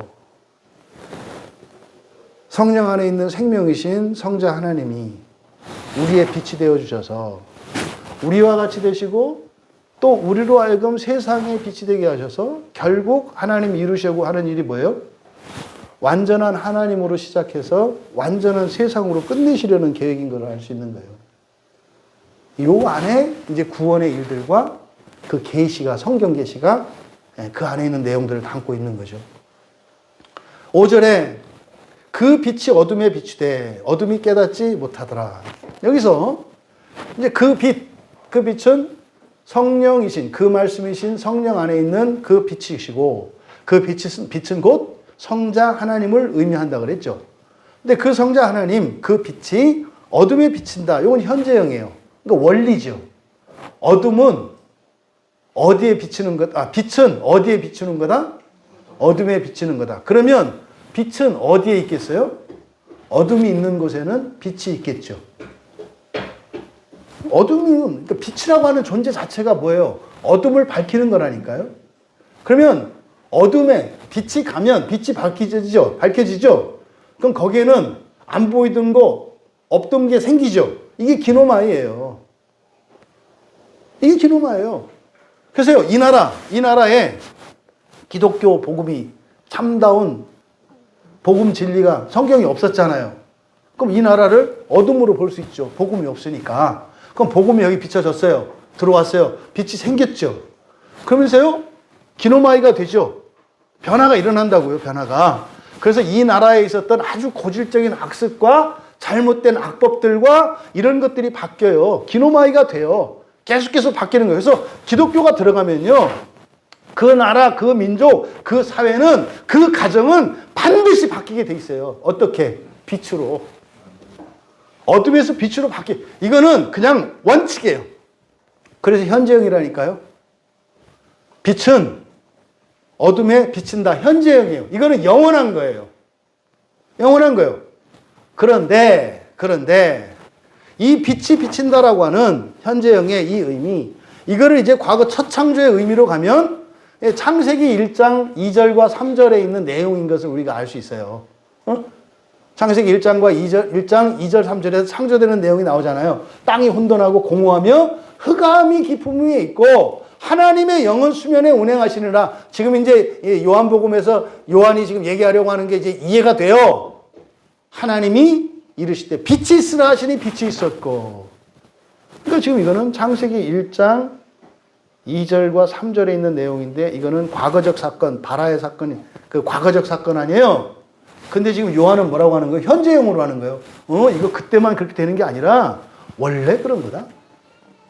원래 그런 거다. 여러분 인생 안에 어둠과 같은 모든 것이 빛으로 바뀌는 일들이 날마다 일어나기를 바랍니다. 그래서 교회에 오신 거예요. 이게 예수 믿는 사람들에게 일어나는 일이에요. 우울하고 슬프고 답답하고 부족하고 괴로워. 이게 어둠이에요. 그게 빛이 비추는 거예요, 거기에. 그래서 여러분들이 교회 다니는 거라니까요. 뭐 하려고? 여러분 인생에, 여러분 몸에, 여러분 마음에 어둠이 빛나게 하려고. 지금 이걸 설명하려고 하는 거예요. 근데요, 2000년 동안 이게 안 돼요. 어둠이 깊어져. 어둠이 깊어져. 여러분, 진지하게 생각하셔야 돼요. 여러분들이 정말 처음 예수 믿고 나서 지금까지, 지금 비교해 보셨을 때, 아, 그러네. 내 인생은 점점 빛나왔네. 밝아졌네. 이게 느껴지셔야 한다, 이 말이에요. 응? 그대로 살라고 하지 마라. 기노마이 되라. 근데 이거는 여러분 의지적으로 행실만 외식하라는 거 아닌 거 아시죠? 그럴 바에는 하지 마세요. 생긴 대로 사시는 게 좋아. 하고 싶지 않은데 이렇게 하지 말라고. 그래야 욕 먹어야 되는데 욕을 안 먹잖아. 그렇죠? 못된 사람은 못되게 살아야 사람들이 욕을 할 텐데, 못됐는데 안 못된 척 살으니까 욕을 못 하잖아. 그러니까 보는 내가 답답해. 그러니까 그냥 생긴 대로 살아서 내가 욕하게 해라. 욕하는 그걸 통해서 내 어둠을 또 보고 내가 또 변화되게. 응? 죄 지을 수 있는 기회를 줘라. 여러분, 원리예요, 원리. 그런데 그 빛이 어둠에 비친다라고 하는 이것은 새 창조적인 의미는 뭘까? 예수 그리스도께서 이 세상에 오신 걸 말하죠. 이 세상에 오신 걸 말해요. 창세기 1장에 나오는 천지 창조의 기사가 빛이 오면서부터 시작되잖아요. 그러니까 예수님이 이 세상에 오신 것을 의미한다고요. 빛으로 오신 예수. 빛으로 오신 예수. 세상에 오셨어요. 또 그 빛이 세상에 오셨을 뿐만 아니라 우리들에게 빛이잖아요. 죄인된 우리에게 오시죠. 죄인된 우리. 이게 뭡니까? 여러분, 영접하는 거죠. 예수를 주로 영접하는 거죠. 그러니까 나의 인생에 오신 예수. 이게 죄인의 인생에 오시는 빛이에요. 또 존재론적으로 그뿐만 아니라 우리가 우리 안에 성령을 영접하죠. 그러면요, 본질적으로 우리 내면에도 빛으로 오는 거예요. 그러니까 빛은 어둠에 비친다라고 하는 이것이 이 세상과 내 인생과 나의 존재 속에 바로 예수 그리스도가 생명으로 오신 것을 의미한다. 그런데 중요한 원리. 어둠이 깨닫지 못하더라. 지금 우리말 성경에 깨닫지 못하다라고 번역된 이 단어가 중요한 단어예요. 그래서 깨닫지 못하다라고 번역되어 있는데 이게 카타 람바노라는 말이에요. 카타 람바노. 람바노는 붙잡는다는 뜻이에요. 꽉 붙잡는 거. 이렇게 제가 이렇게 컵을 이게 붙잡지 않으면 떨어지잖아요. 그죠? 이렇게 붙잡는 거. 그러니까 이거 내 마음대로 할 수 있죠. 이게 람바노예요. 취하는 거. 지나가는데 예수님이 지나가시는데 혈루병 걸렸던 여인 예수님이 지나가. 근데 나서야 돼. 그러니까요. 예수님의 옷자락을 붙잡죠. 이게 람바노예요. 주여 나를 지나가지 마옵소서. 붙잡죠. 이게 람바노예요. 근데 카타는 아래로라는 뜻이거든요. 그러니까 완전히 제압하는 걸 말해요. 네? 그러니까 우리 찬민이하고 준민이하고 뭐 이렇게 이제 하는데 어쩌다가 준민이가 형을 엎어놓고 딱 누를 때 있잖아. 네? 침대에 딱 그때 뭐라고 해? 카타람바노 이렇게 하는 거. 밑에 깔고 딱 잡은 거 이거를 카타람바노라고 한다 이 말이에요. 그러니까 완전히 주도권 있게 쥔 거를 말해요. 그러니까 이 카타람바노가 지식으로 이야기하면 완전히 내 것이 된 것을 의미해요. 이거는 내 거야. 여러분들이 처음에 이제 예수를 믿으면 사도신조하고 주기도문 이렇게 암송을 하잖아요. 근데 처음에는 안 되잖아요. 근데 완전히 딱 해서 언제 어디서는 어떻게 이렇게 돼. 이게 뭐예요? 이게 카타람바노란 말이에요. 이런 지식에 얘기할 때는 그래서 지금 우리말 성경에는 여기다가 뭐라고 그랬어요? 깨닫다라고 번역을 한 거예요. 근데 원래적인 의미는 그게 아니에요. 그러니까 여기서는 지금 빛과 어둠을 얘기하고 있잖아요.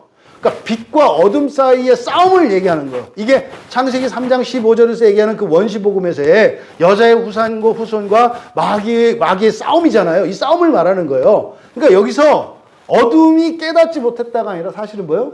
어둠이 이기지 못하는 거죠. 그러니까 이건 뭐예요? 누가 이긴다? 빛이 이긴다.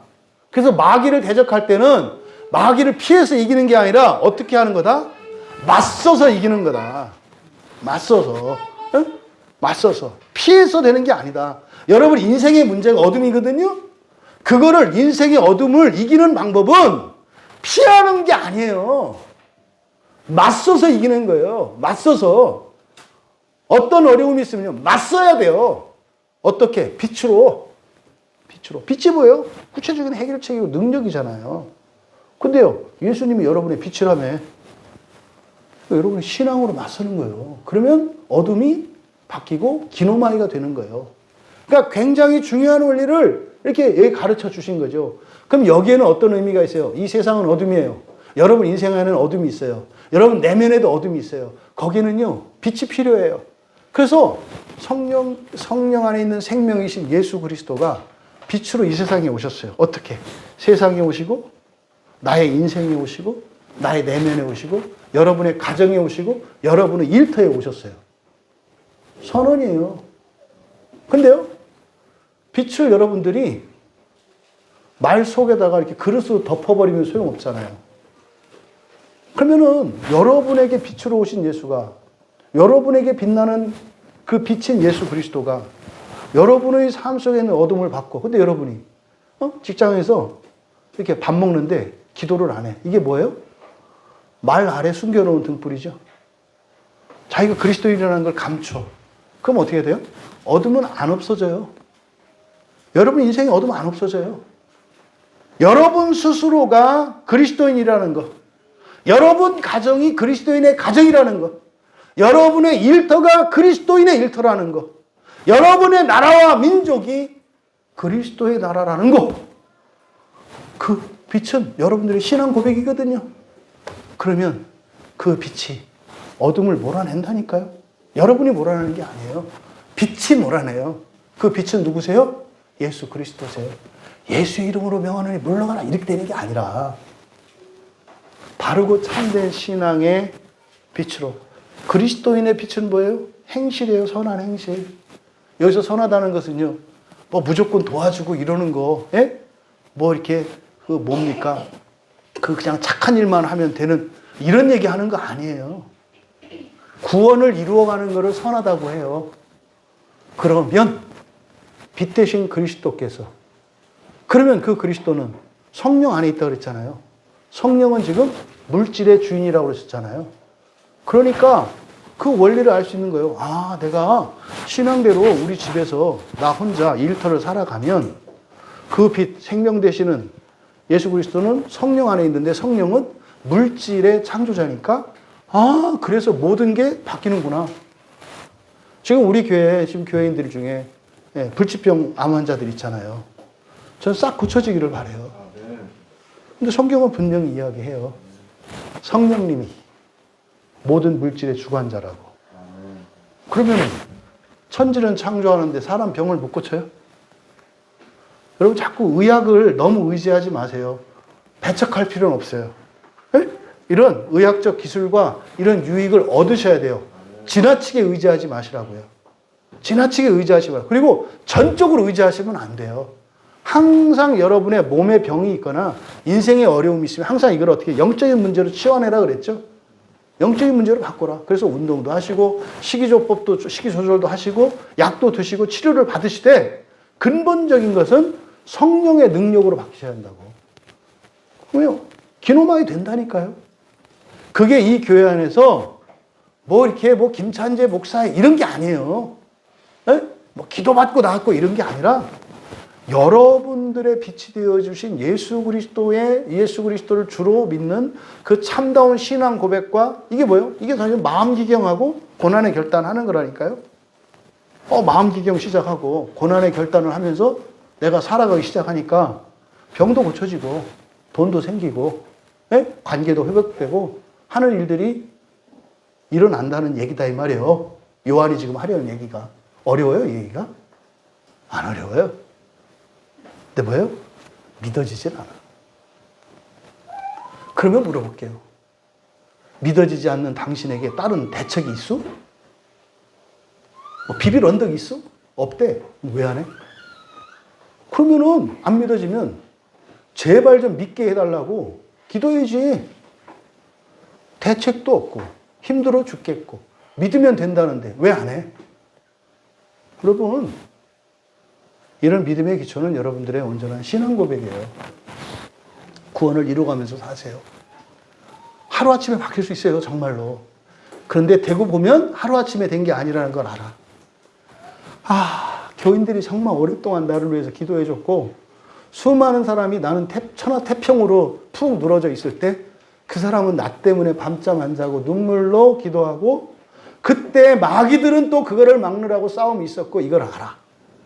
천지창조가 뻥 하고 되는 것처럼 어느 날 없던 일이 뿅 생기는데 우연적이고 이게 우발적인 그게 아니라 오랫동안의 수고와 헌신과 이게 있었다는 걸 알게 돼. 지금 요한이 요 이야기를 하려고 하는 거예요. 빛이 승리한다. 여러분의 신앙이 이겨요. 여러분의 인간적인 자질, 여러분들의 과거의 삶의 어두움, 미래에 대한 이 불투명하고 불확실한 전망, 이거를 빛이 이겨요. 그 얘기를 하신 거예요. 어둠이 극복하지 못한다. 근데 왜 확 이긴다고, 진다고 하든지 하지, 왜 여기다 카타람바노라는 말을 썼을까? 이 카타람바노라는 말이 일상생활 속의 전투에서 이기는 것, 극복하는 것 뿐만 아니라 영적이고 정신적인 것까지 의미할 수 있기 때문에 그래서 이런 이중적인 의미로 요한이 이 카타람바노라는 단어를 사용하신 것으로 보여져요. 이거는요, 그럼 영적인 지식으로 보면 여러분들이 처음에 설교 안 들리잖아요. 어둠이거든요. 설교를 듣잖아요. 빛이 비추는 거잖아요. 그럼 어떻게 해요? 어둠이 깨닫지 못하게 해요. 어둠이. 설교가 안 들리신다고요? 졸립다고요? 여러분 안에 어둠이 있으신 거예요. 어둠이 있으신 거라고. 근데요, 꾸준히 잘 나오고 계시잖아요. 걱정하지 마세요. 어느 날 뻥 하고 뚫리는 날이 와요. 그래서 박하사탕처럼 한 날이 와요. 그때 그러는 거예요. 응?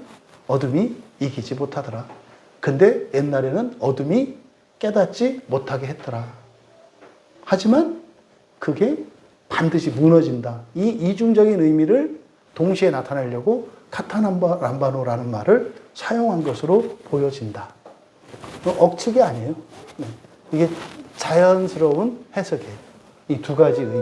그래서 우리 안에 있는 어둠이 빛을 향해서 어떻게 한다? 대항한다. 하지만 우리가 빛 가운데 나가고자 하면 자꾸 빛에 노출되면 어떻게 된다? 이긴다. 이긴다. 된다. 그러면 늦춰지는 지연되는 이 기간 때문에 그게 손해가 되고 불행한 것이 아니라 내가 누리지 못하는 그 구원이 어디서? 다른 데서 일어난다. 그거를 배아파하지 마라. 내가 언제 다른 거 해달라고 했냐고요. 나나 해달라고 이러지 마라. 어? 당신 안에 어둠이 거쳐지기 전에는 어쩔 수 없다. 그러니까 그거 당신 구원 안 하고 다른 사람 구원하면 안 되냐? 그거 싫어하지 마라. 하잖아요. 우리 교회에서 다른 교회에서 안 하는 말 중에 우리 교회에서 하는 말이 뭐예요? 여러분들의 신앙생활은 단지 여러분만이 아니라 여러분 가문 전체, 여러분의 조상과 후손들에게까지 갑니다. 이런 거 화낼 일이 아니라 좋아할 일이라니까요. 여러분 돌아가신 부모님들 조상들의 구원을 위해서 사세요. 근데 이거를 로마 캐톨릭에서는 왜곡시켰어요. 뭐 하려고? 돈 뜯어내려고. 그리고 인건비 안 주고 써먹으려고. 로마 캐톨릭에는 그렇게 썼어요. 근데 그게 다 틀린 건 아니에요. 그건 맞는 거예요. 근데요, 교인들에게서 등골 빼먹으려고 그걸 이용한 것은 못된 짓이에요. 그건 잘못된 거예요. 그래서 종교개혁을 한 거예요. 근데 그거 다 버리면 안 돼요. 성경은 분명히 얘기해요. 여러분이 말씀을 통해서 회개하고 이렇게 살잖아요. 여러분의 돌아가신 부모님들과 할아버지 조상들의 구원에 영향을 미쳐요. 그게. 그러니까 여러분들이 여러분의 조상들을 위해서 후손들을 위해서 할 수 있는 최고는 뭐냐면 여러분들이 그리스도인으로서 날마다 회개하며 거룩한 삶을, 구원을 이루면서 살아가는 삶이에요. 그거는 여러분 자신을 위해서도 절대적으로 필요한 건데 그건 동시에 여러분의 모든 조상과 여러분의 모든 자손들을 위한 일이에요. 이거보다 위대한 일이 없어요. 그 핵심이 뭐예요? 예배예요. 그렇잖아요?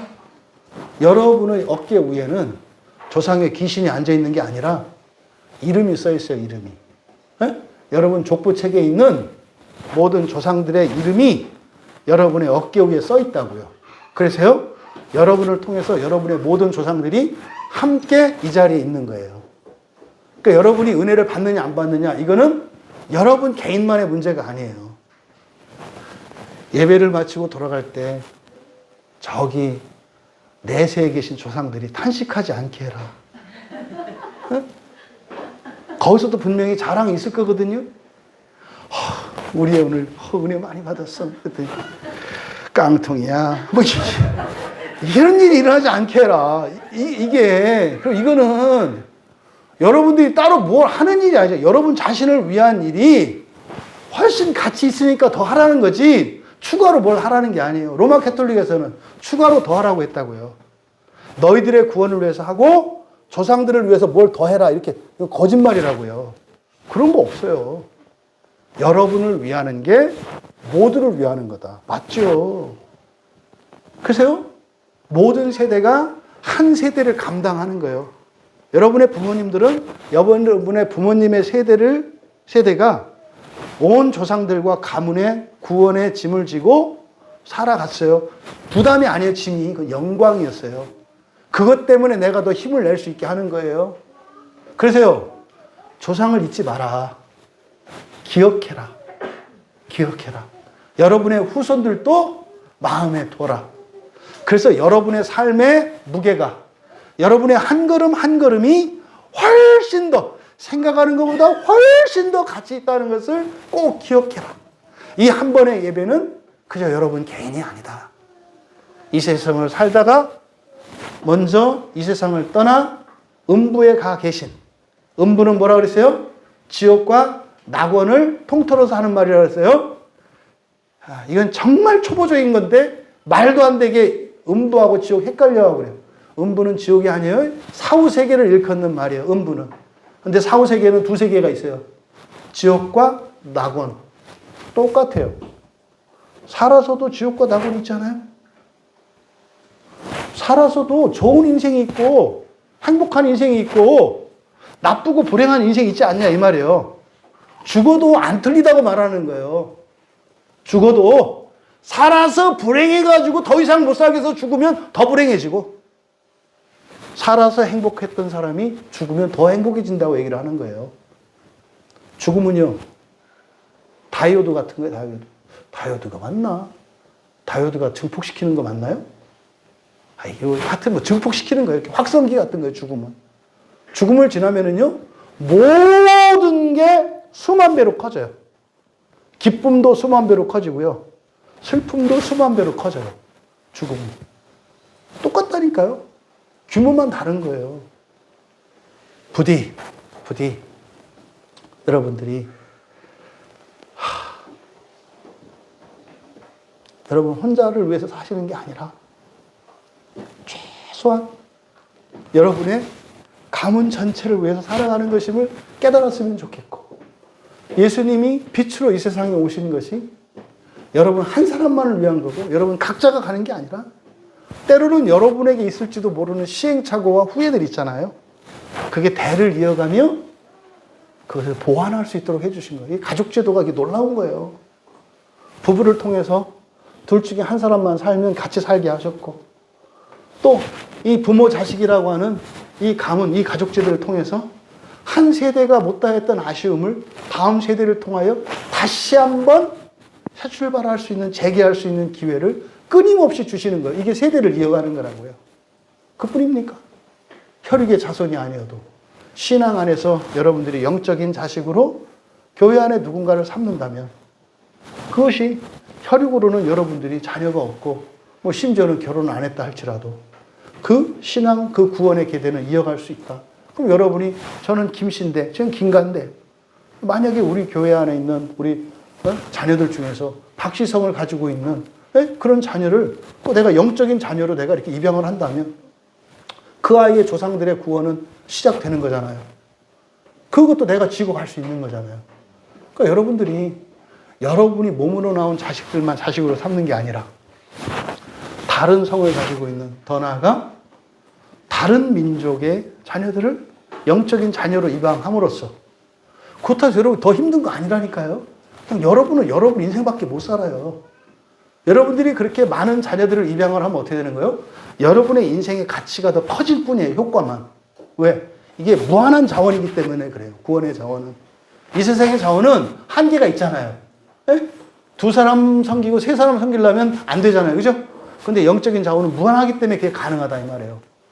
우리 지금 스리랑카에 우리 크리스티나 선교사 가 있잖아요. 그럼 우리들의 신앙생활이 또 크리스티나 선교사의 인생과 신앙생활이 그 민족을 구원하는 데 기여하는 게 되는 거예요. 그러니까요. 선교는 영광스러운 거예요. 전도 영광스러운 거예요. 여러분이 예수 믿고 살아가는 거 영광스러운 거예요. 그래서 예수를 믿으면 무조건 효자다. 네? 물론 지금 살아서 부모님 속은 쏠지 몰라도 걱정하지 마세요. 부모님의 부모님들이 그냥 둬 그러니까. 왜? 구원을 이루어가니까. 구원을 이루어가니까. 이 놀라운 구원의 원리를 여러분들이 깨달을 수 있게 되기를 바랍니다. 여러분, 바로 그 어둠이 그 빛을 붙잡지 못했다. 저항한다. 그런데 그것을 막지는 못한다. 빛이 승리한다. 예수 그리스도께서 사람으로 오실 때 어둠이 막지 못하죠. 마태복음 2장에 보면 예수님의 출생사가 있잖아요. 죽이려고 얼마나 해요. 어둠이잖아요. 근데 막지 못했다. 막지 못했다. 또 하지만 또 영접하지 않잖아요. 이제 뒤에 11절에 보면 세상에 오셨는데 영접하지 않아. 왜요? 어둠이라는 거죠. 어둠이라는 거죠. 그래서 빛과 어둠의 이 유비를 통해서 가르쳐 주시고자 하는 그 의미가 여러분들에게 밝게 깨달아지기를 바랍니다. 하나님이 구원하시는 그 일, 이것이 요한의 관심사예요. 이걸 창조, 이미 가시적인 물리세계에서 일어난 이것을 가지고 우리의 현재적인 삶을 살아가는 우리의 구원에 대해서 설명하고 있습니다. 여러분, 정리하고 마치겠습니다. 성령에 대한 이해를 바꾸십시오. 성령은 영이시지만 물질을 주관하시는 분이시라는 거. 성령은 여러분의 마음의 평화를 주시는 분이기보다는 성령은 뭐 하시는 분이에요? 여러분에게 빵을 만들어 주시는 분이라는 거. 이거를 여러분들이 성령에 대한 이해를 바꿔라. 오늘날 이 성령에 대한 그 뭐 말도 안 되는, 무슨 말 하는지도 모르고 하는, 횡설수설하는 그런 소리 다, 그런 책 이런 거 읽지 마요. 성령은 그냥 빵이다. 오병이어의 기적을 일으키신 분, 성령이 만드신 거다. 잊으시면 안 돼요. 여러분 인생에 빵을 주시는 분이 성령님이시다. 그거 속물 이게 아니라 성령님께 구하는 거다. 그럼 여러분들은 그동안 성령님께 구하지 않고 성령 노릇하느라고 수고 많았다. 오늘부로 그냥 상장 받고 끝내고 이제부터는 성령을 의지하면서 살아가라. 먹고 사는 게 누구를 의지하는 거다? 성령을 의지하는 거다. 또 두 번째로 이 창조라는 것, 이것은 사실은 인생에 대한 얘기를 하려고 하는 거예요. 창조라고 하는 것이, 사람의 인생이라고 하는 것이 우리의 날마다의 삶이 새 창조의 삶이잖아요. 창조의 삶이잖아요. 이게 뭐예요? 그냥 일방적으로 마음대로 살아가는 게 아니다. 뭐가 있다? 흑암의 방해와 저항이 있다. 원래 일이 꼬이고 틀어지고 하는 거다. 그런데 물러서지 마라. 반드시 이긴다. 그래서 흑암이 창조의 도구로 사용된다. 여러분의 불행이 행복의 이유가 된다. 기억하시기 바라요. 그리고 배터리가 다 됐습니다. 세 번째로 성부와 성령과 성자께서 함께 하신 이 창조. 이거는 무슨 의미입니까? 사실 여러분의 인생은 여러분 혼자 살아가는 게 아니라 누구랑 사는 거다? 성부 하나님과 성자 하나님과 성령 하나님과 함께 살아가는 거다. 그러니까 여러분의 인생은 사실 먼저 하나님이 계획하셨고 준비하셨고 참여하신다. 제발 혼자 살려고 하지 마라. 다음에 그럼 하려고 하는 얘기가 그런 거 아니겠어요? 어떻게 하나님하고 살아가고 어떻게 하나님께 도움받아야 될 건지. 근데 그것부터 여러분들이 바뀌어야 된다고. 그래서 이 한 주로부터 여러분이 날마다의 삶 속에서 하나님과 함께 하신다는 것을 여러분 기억할 수 있게 되기를 바랍니다. 여러분, 인생은 하나님과 함께하는 것이다. 인생은 하나님과 함께하는 것이다. 찬양 준비해 주시기 바랍니다. 여러분, 우리가 예수를 믿고 그리스도인으로 살아가는데 여러분의 인생에 이런저런 어려움이 있고 고됨이 있잖아요. 혼자 하시는 거 아니에요, 여러분. 그럴 필요 없어요. 그럴 필요 없어요. 하나님이 여러분의 안위를 걱정하시고요. 여러분의 평화를 원하세요. 여러분의 존귀와 영광을 주시고자 하셔요. 여러분, 조금도 염려하지 마시고, 지금껏 살아왔던 인생관을 좀 돌아보고 정리할 수 있기를 바랍니다. 그리고 여러분들이 생각하는 어떤 기준치를 그어놓고 살지 마시고, 여러분, 세상에 구원이 필요해요. 여러분의 가문의 구원이 필요해요. 제발 여러분 하나에 가두지 마시고, 이 나라, 이 민족에 가두지 마시고, 온 열방의 구원, 온 시대의 구원, 그것을 위해 살아가는 내가 되기를 원합니다. 지금 요한이 설명하라고 하는 성령 안에 있던 그 생명이 사람들의 빛으로 오신 목적을 통해서 세상 모두를 구원하시려고 하는 그 영광스러운 구원의 자리에 우리가 있음을 기억하시고, 정말 우리들 각자의 인생을 좀 정리하시고 하나님의 은혜로 능력 있게 존귀하고 멋있게 살아갈 수 있기를 주님의 이름으로 축원합니다.